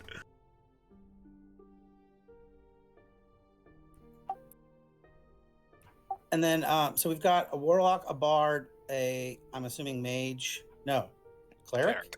Yeah. The cleric came from the mage tower. Yeah, I'm a light domain cleric, so I'm kind of like a tricky in between, but cleric. Okay, and then Bedvere, you're something melee? Fighter. Boring fighter. Yeah, You so shredded that one guy. So we have 2 melee, 2 ranged, and 1 that can do either? yes. The bear could do melee or ranged because bard? Yeah. Well, both the warlock and the bard could technically do actually, let's see. You got the fighter and the paladin. They're both best at melee. You've got the cleric can do ranged spells and healing. I'm not sure what his strength is. Gondar, he can do ranged. He can also do upfront damage, like frontliner. More of a striker though than a tank. And then you've got the bard, which can do more. He's definitely more ranged. But his will go between damage, utility, and support.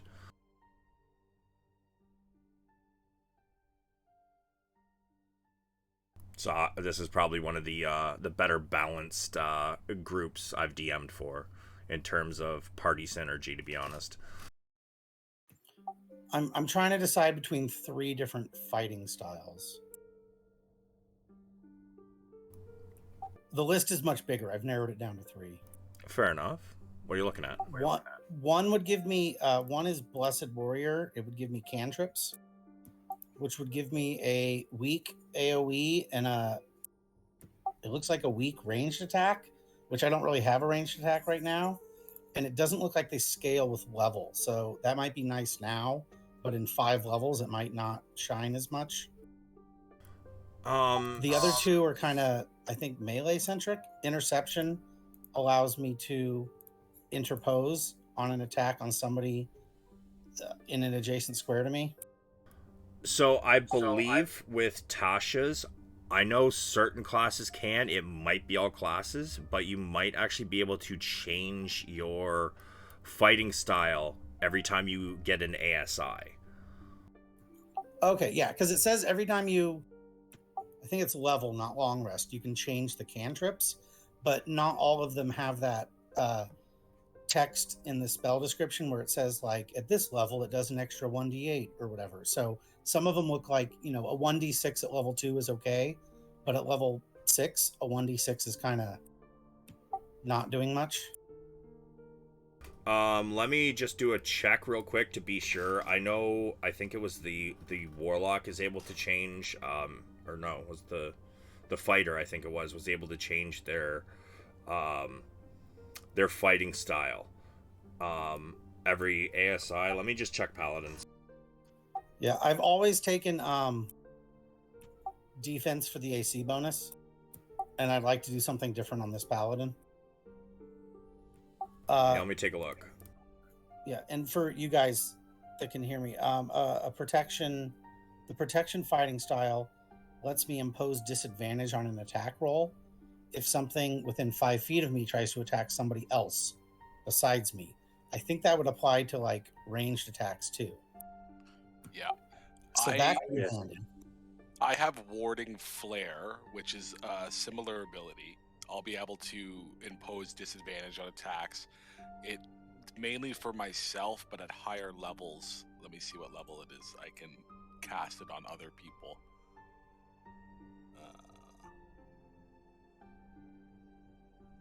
You know what? I would personally say I can't find the rule specifically, but I would say that anybody that gets fighting styles, I would say at every time you gain an ASI, you would be allowed to change your fighting style from one to a different one.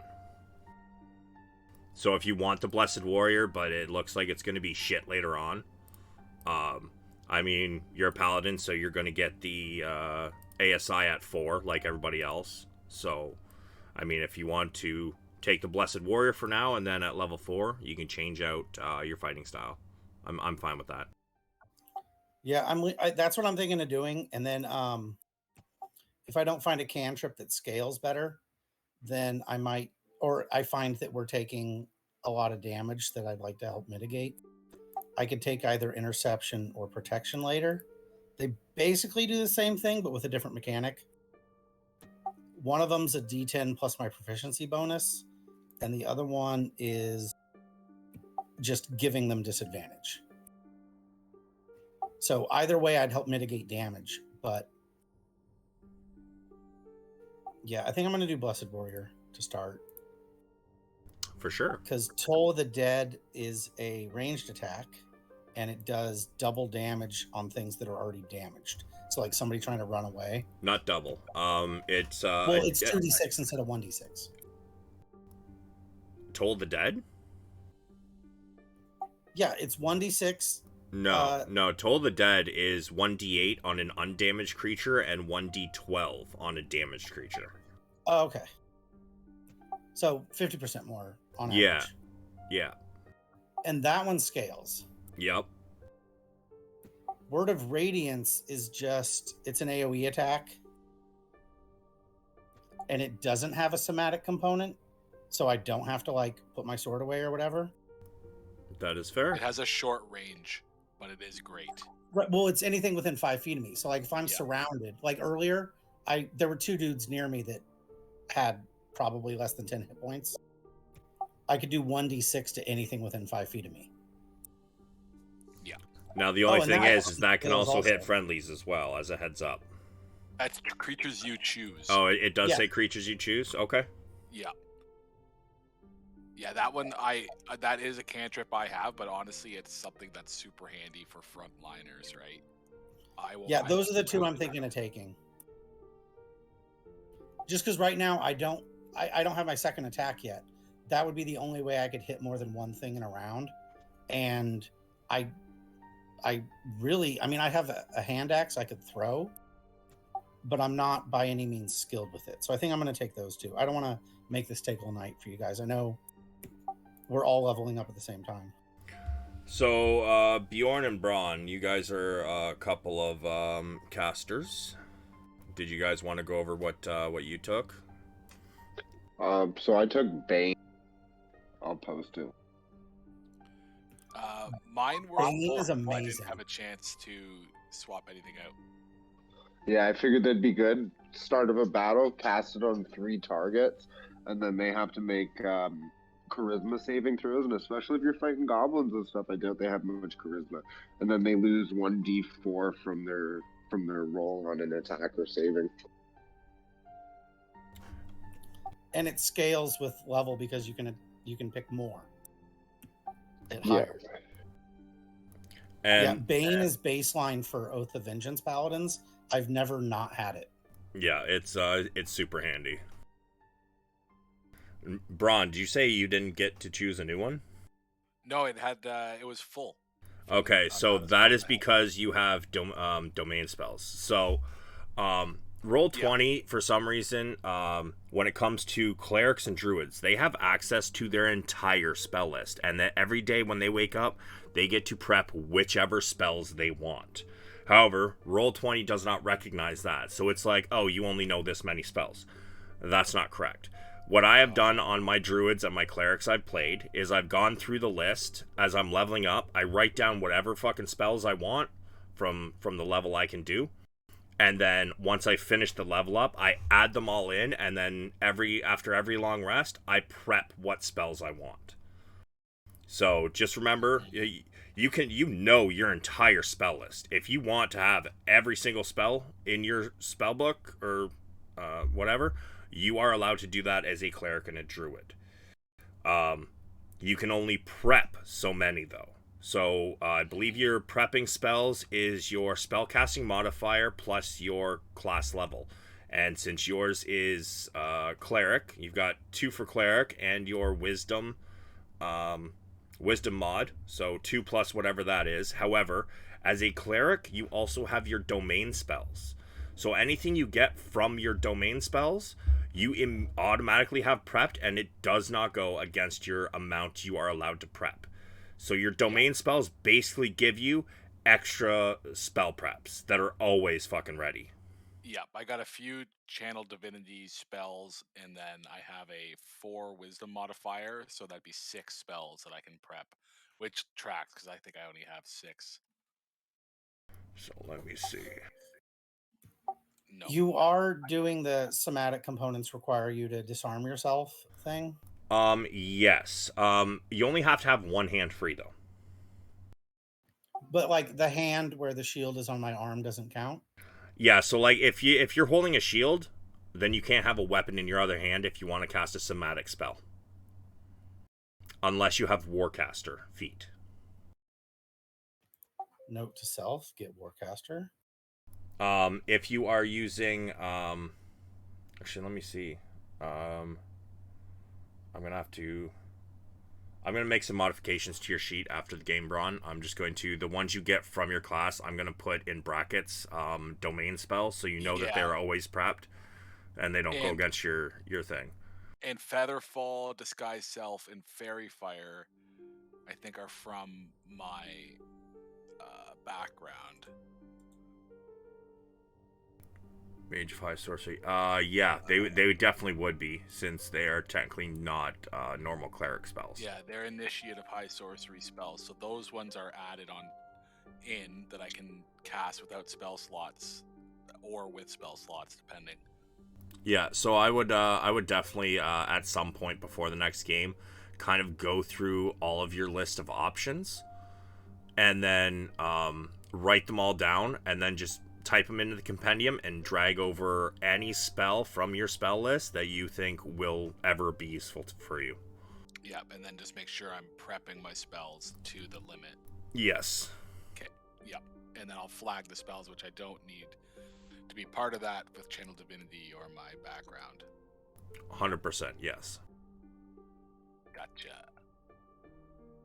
Alright, so looks like we got Gondar, how are you coming with yours, bud? Okay. I've leveled to level 2. Excellent. I took 2 invocations, Agonizing Blast and Devil's Sight.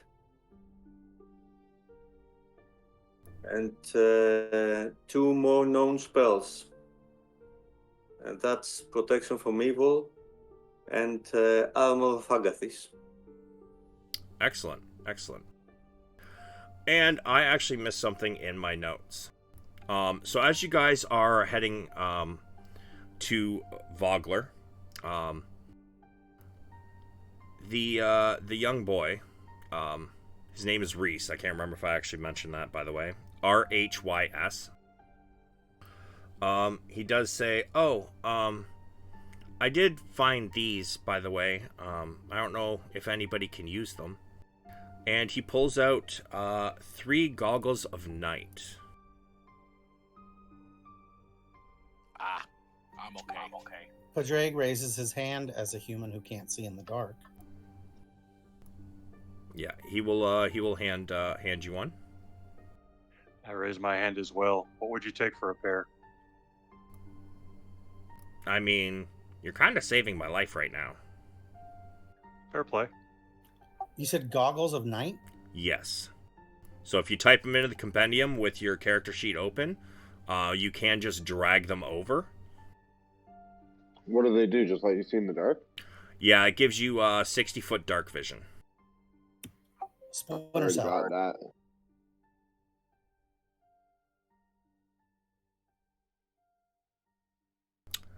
Yeah, so Bedvere and Padraig are taking a set. Would anybody like the third set? As if you already have dark vision, it lengthens it by 60 feet, if I remember correctly. Oh, what? I'll grab one. A bear and goggles. Yeah, if you already have dark vision, wearing the goggles increases its range by 60 feet. Bro, it's 120 feet sight.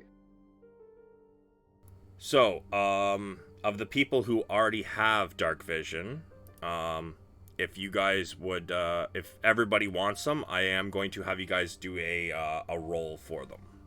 Does anybody besides Bjorn have interest in those? Nope. Nope. All right, Bjorn, they are yours. Nice. Can I just wear them all the time? I mean, they're goggles. I would probably take them off during the day. It might be awkward to use them during the day. But I mean, you can always have them on your head.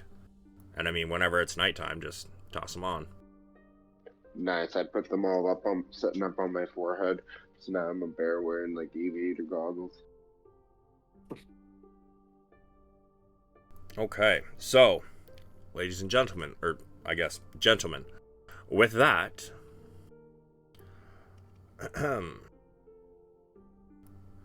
as you guys make the final leg of the journey to Vogler, you get to the Vingard River in the northern section. Only a couple days walk before it widens even further and empties into the ocean. So although you guys are right here, and if you guys were to follow the river for a couple days, it would empty out into the ocean. Though about 1.5 miles wide, the river is not a rushing one. The day is warm enough, and a gentle breeze blows, sending light ripples across the water's surface. The smell of nature permeates the air.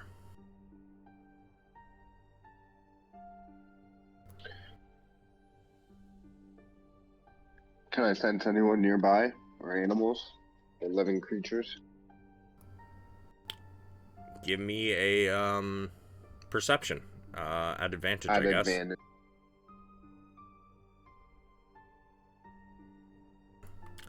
I mean, other than the fish that are probably in the river, no.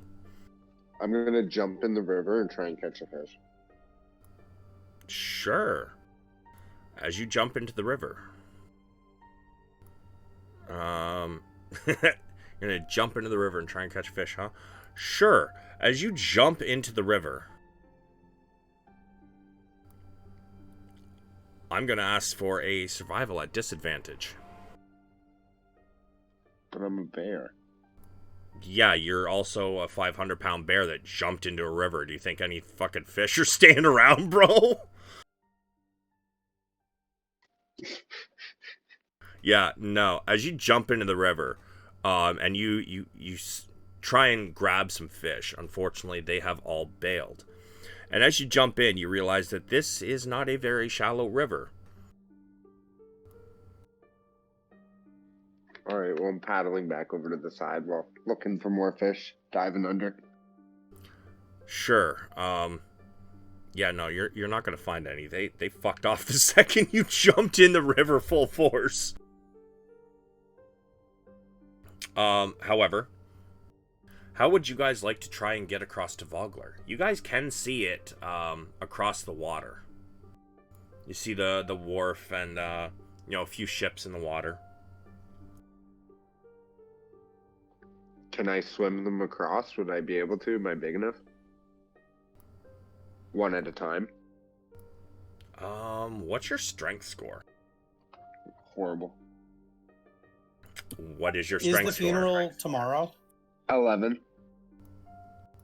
I mean, you're welcome to try if you wish, and, yes. Okay. So we don't have time to go to Calumet and get a ferry. No, that would definitely be, yeah, no. That would definitely be out of the way. Alright, well, I'm gonna throw the kid up on my back and swim the kid across, because he's light. Sure. Give me an athletics. What's the distance across the river? About 1.5 miles.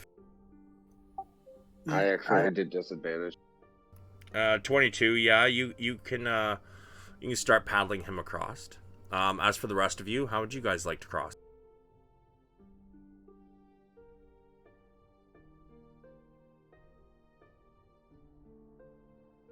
I'll also try to swim. Okay. If I take off my armor, does it affect advantage or disadvantage on getting across? It would probably end up being a straight roll instead of disadvantage, depending on your armor. Yeah, it's chainmail. Like if I Yeah, that shit's bundled it up heavy. and, like, put it attached by a rope behind me and just swam across, dragging it. Or you could shove it in your bag of holding. Some of the pieces are bigger than the diameter.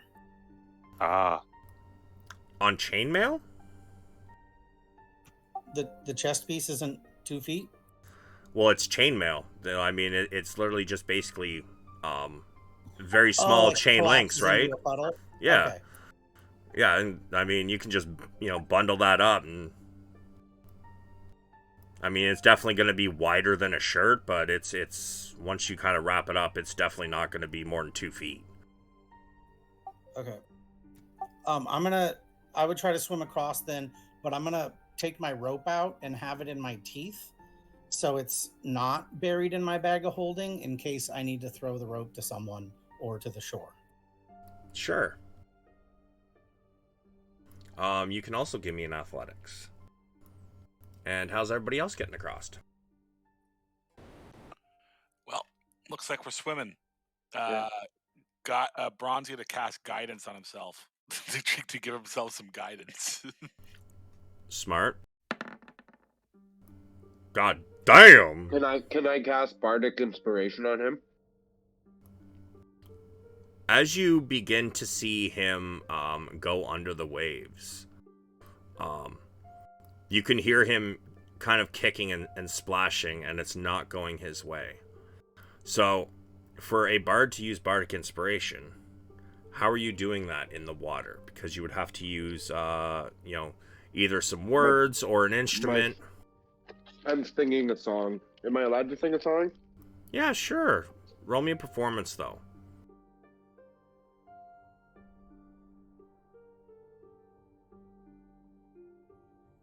Nice. Okay. Padraig, would you like to re-roll your athletics with a Bardic Yes. Inspiration, which is a D6 at this level? So click athletics and then click D6. Yep.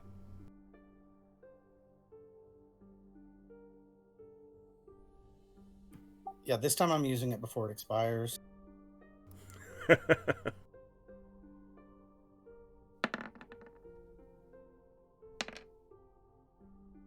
Yeah, you get your head back above water as you continue to swim.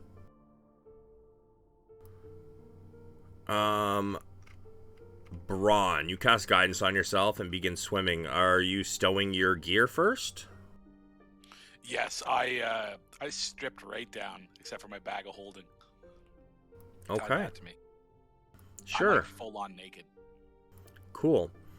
Awesome. Dwarf ball is just swimming in the water. Fantastic. Give me your athletics.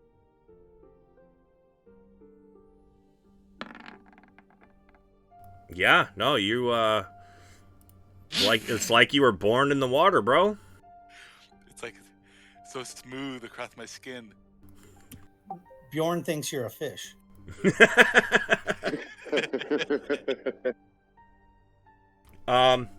Let's see, who else we got? Bedvere and Gondor.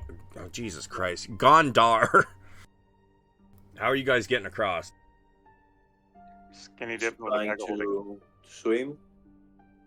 Okay. Kind of armor you got on, man? I've got a scale mail, medium armor. I can toss it in my backpack, my bag of holding. Okay. So, both you can roll me athletics. Yep, not a problem. Sorry. So, that is a 9. Bedvere. As you notice Gondar start to flounder a bit, and you hear him kind of start to take on some water. He's starting to choke. I'll try and save him. Sure, so you turn around, and you kind of you get him back up there. Now, Gondar, are you going to try to swim again on your own, or are you going to let Bedvere help you across? Well, I let him help me, of course.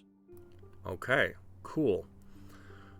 However, that means Bedvere, as you Yes. are trying to help him across, I need an athletics at disadvantage. Oh boy. As you two, as Bedvere tries to help you, Gondar, you begin to take him under with you. Well, I let him go, try to get my bearings, and then help him on my turn. Okay. So, to get your bearings and, keep your head above water, I need you to roll me in athletics. Is anybody else doing anything as this is happening? Have I made it across yet? It's 1.5 miles. I'm going to say it's probably going to take you guys like roughly 10 minutes to get across. Can I use another bardic inspiration on Bedvere? I have 4 of them. You have 4? Is it your charisma bonus? I thought it went off your proficiency bonus. Am I wrong? Well, I don't know. My sheet says total 4. I have 3 out of 4. Post your bardic inspiration for me.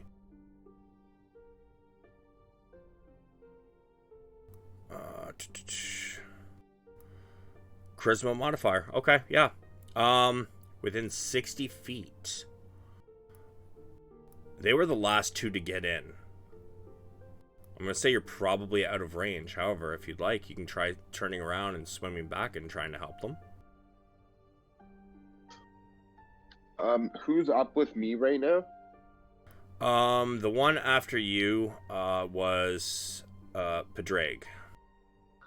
So I'm gonna start swimming back and ask him if he has a rope. Drake, do you have a rope? Yeah, it's in my teeth, so I can't talk right now. I'm gonna grab the end of the rope and start swimming back towards them and tell him if he gets across before me to tie it up. Yeah, no resistance to letting go of the rope, so we can take it. Yeah, sure. You were supposed to hold on to an end. Oh, I thought you had the end. Well, it's a rope. I was gonna grab the one end of it to tie up to them. So the rope okay. you guys have is only 50 feet. This is a 1.5 mile wide river. So All right, never mind. I'm gonna just take the rope then. yeah, I was gonna say, like, if you throw one end of the rope, then basically Padraig is going to be pretty much dragging them. However, I would like Bedvere to try and give me another athletics now that Gondar has kind of let you go. See if you can get your head back above water. Normal, advantage, disadvantage. Straight roll.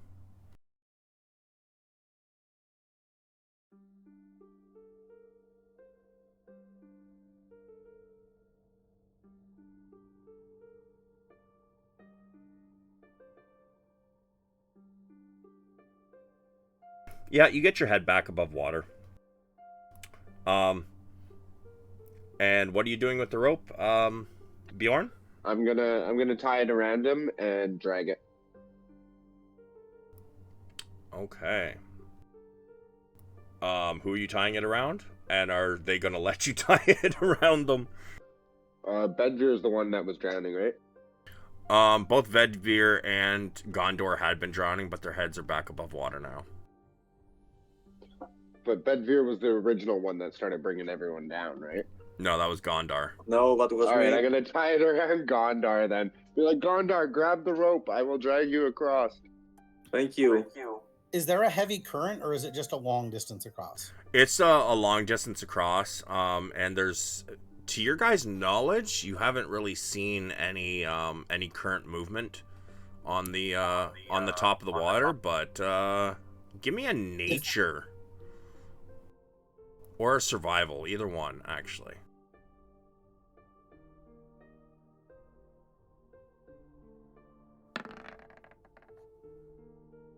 Yeah, you don't know anything about undertow If I don't currents. see like a super strong current, I'm gonna suggest, if I'm not too far out of range after having been rescued myself, that we tie the two of them together on the rope and the two of us take the rope and try to help pull them across. Ooh, that's a smart idea. So give one piece of the rope to each of them, and then I'll swim in the middle. Yeah, so we're kind of all connected by the rope, and it's 4 of us trying to get across. Other And than if Braun, anyone fuck that fails- dwarf. Yeah, sure. Who's doing the tying? You have smaller fingers. Me? Yes, you. The good swimmer one. Okay. So you're which one are you tying first, and are they allowing it? We'll do the one whose name starts with B. Sorry, I'm losing track. Bedvir. Okay. Bedvir, are Just you gonna going allow him to do that? Sure. Sure. Then Pedraig, give me a survival to see if you can tie this well enough while still holding your head above water. You feel like you got a good tie on it. Okay.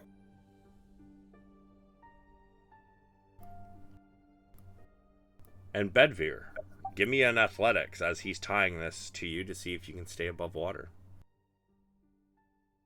Yeah, you keep above water. Pedraig, give me an athletics to get over to Gondar.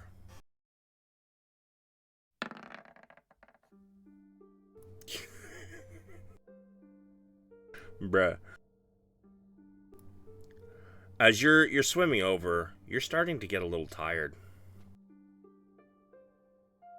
You're trying to keep your head above water, but I mean, you guys have been swimming not very long, but you guys are kind of out kind of far. And going back and forth like this it's very tiresome. You start to take on water. I'm rushing to help him.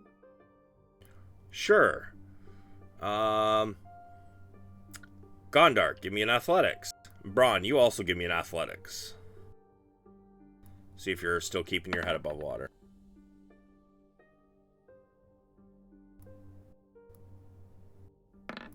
Yeah, Gondar, you get over to him. Braun, you start to drown. In fact, you start to sink like a fucking rock. I'm gonna grab him with my bear guidance. paw and pull him up. Athletics. Just so it's not a 1. You're gonna what? Just so it's not a 1, I'm using guidance. And that lasts for 1 minute. It's a cantrip, though. I'm just going to keep casting guidance on myself. Okay. Alright. Vocal and somatic. Yeah, alright. Sure.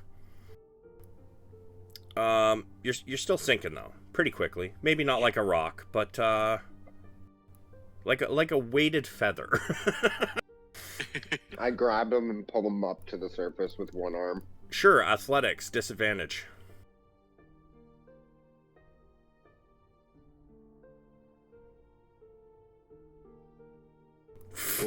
Nope, you start to go down too. Who's on the surface right now? Gondar, you are on the surface. Bedveer is on the surface. I would like you both to give me a perception check. At advantage, actually.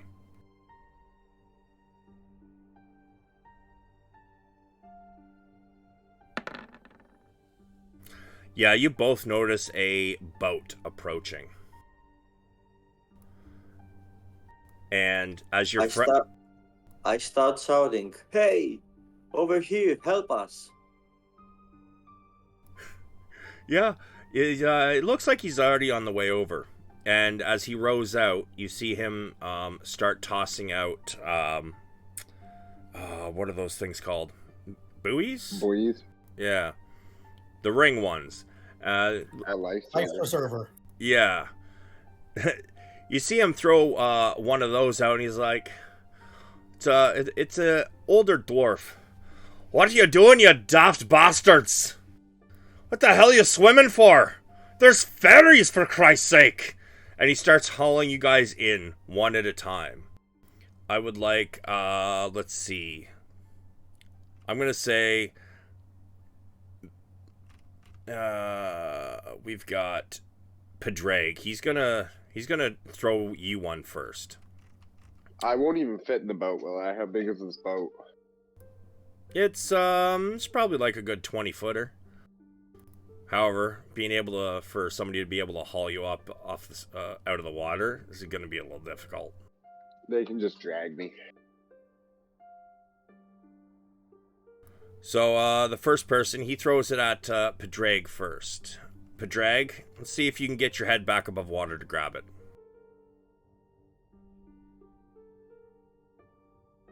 Give me an athletics. Okay.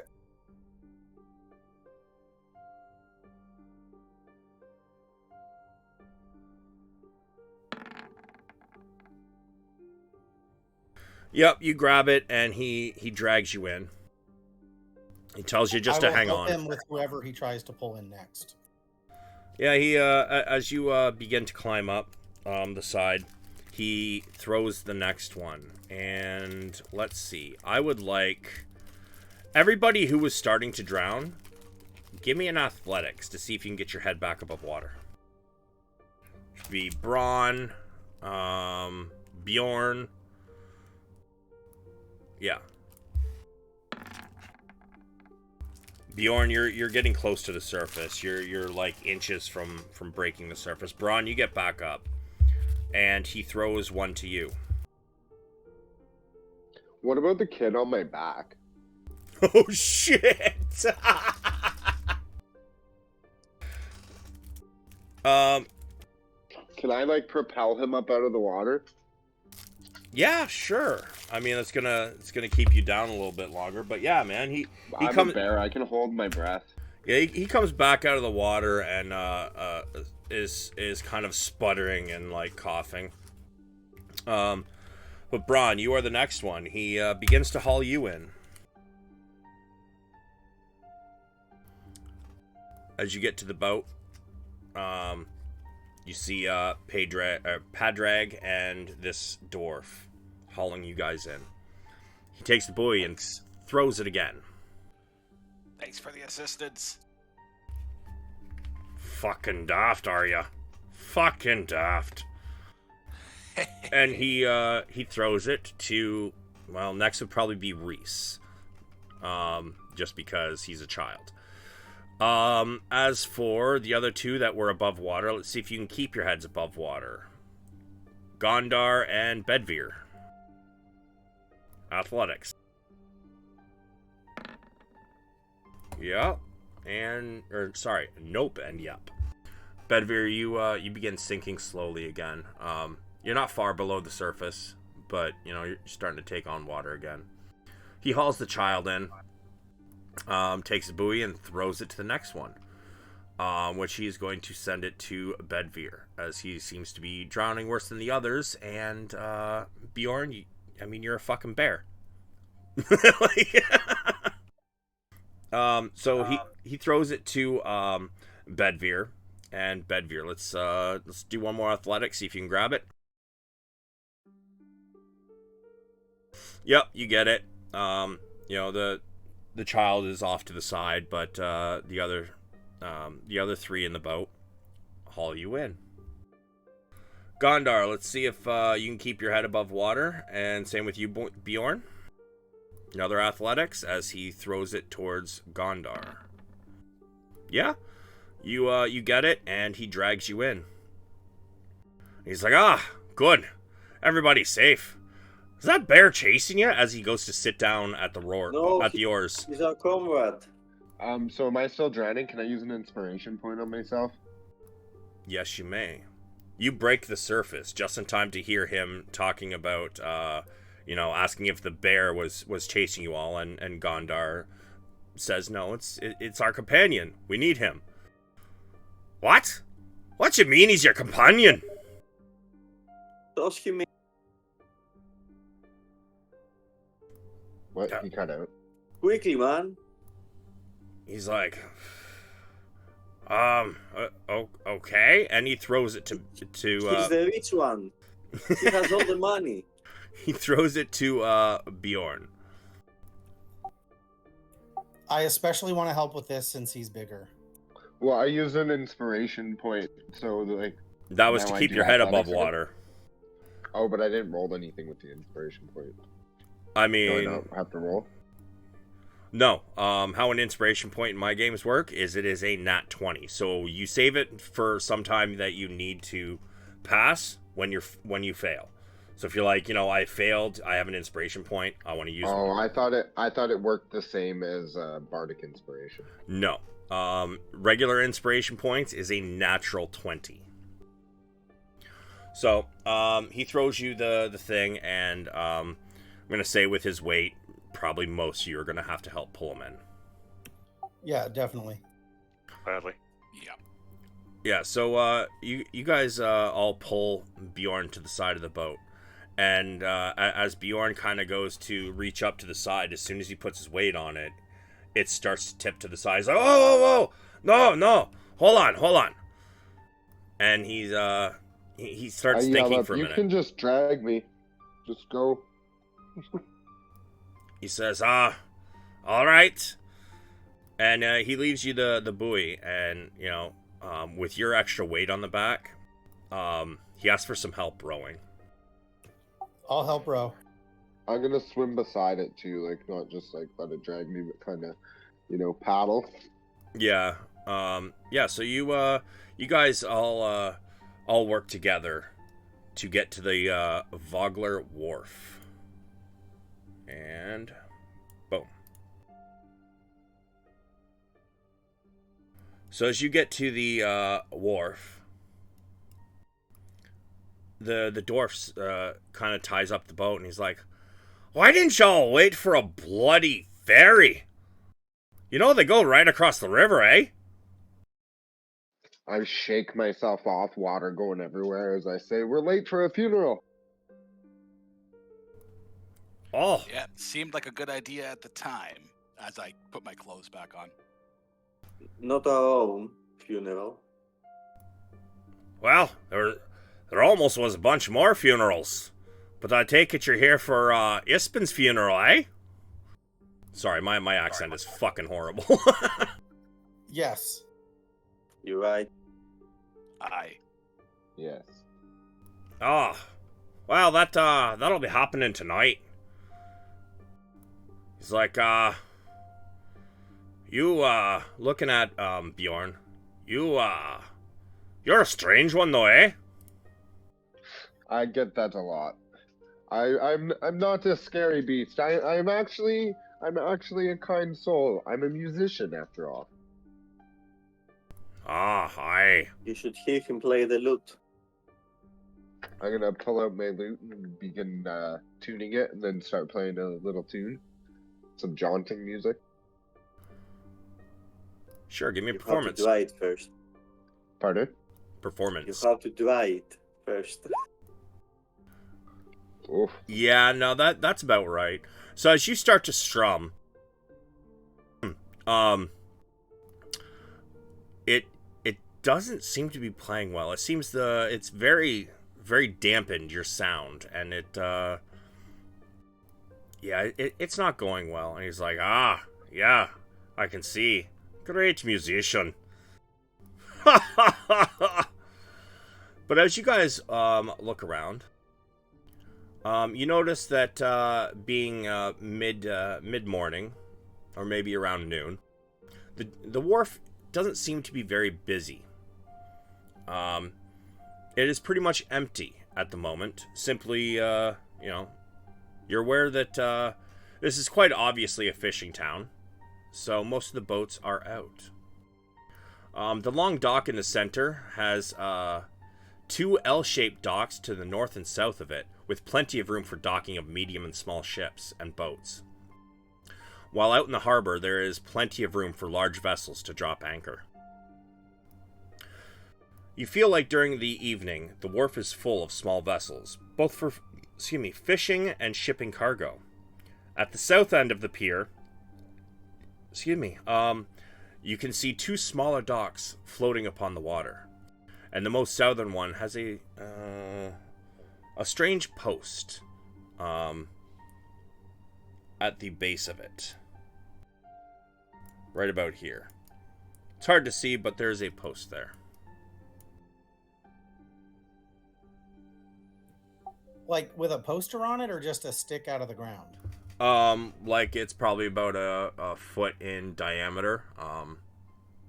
Kind of like just a pole. Something you would see like at most docks, right? For my disguise kit, can I make up what kind of disguise I put on, or is there a specific disguise in it? You can make your own disguise, but it would have to fit within the realms of possibility of what might be in your kit. So I could like dress up as like a granny or something. You want to dress up as a 500-pound, 7-foot granny?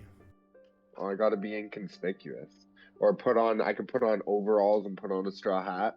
Put a piece of straw in my mouth. Like farmer. So if you look up disguise kit, it is a pouch of cosmetics, hair dye, small props that will let you create disguises that change your physical appearance.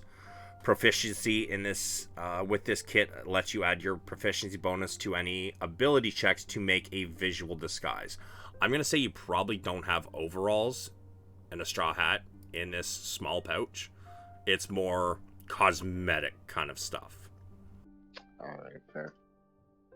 However, as you guys have now landed in Vogel, and it is slightly after midnight, this is where we are going to end tonight's session.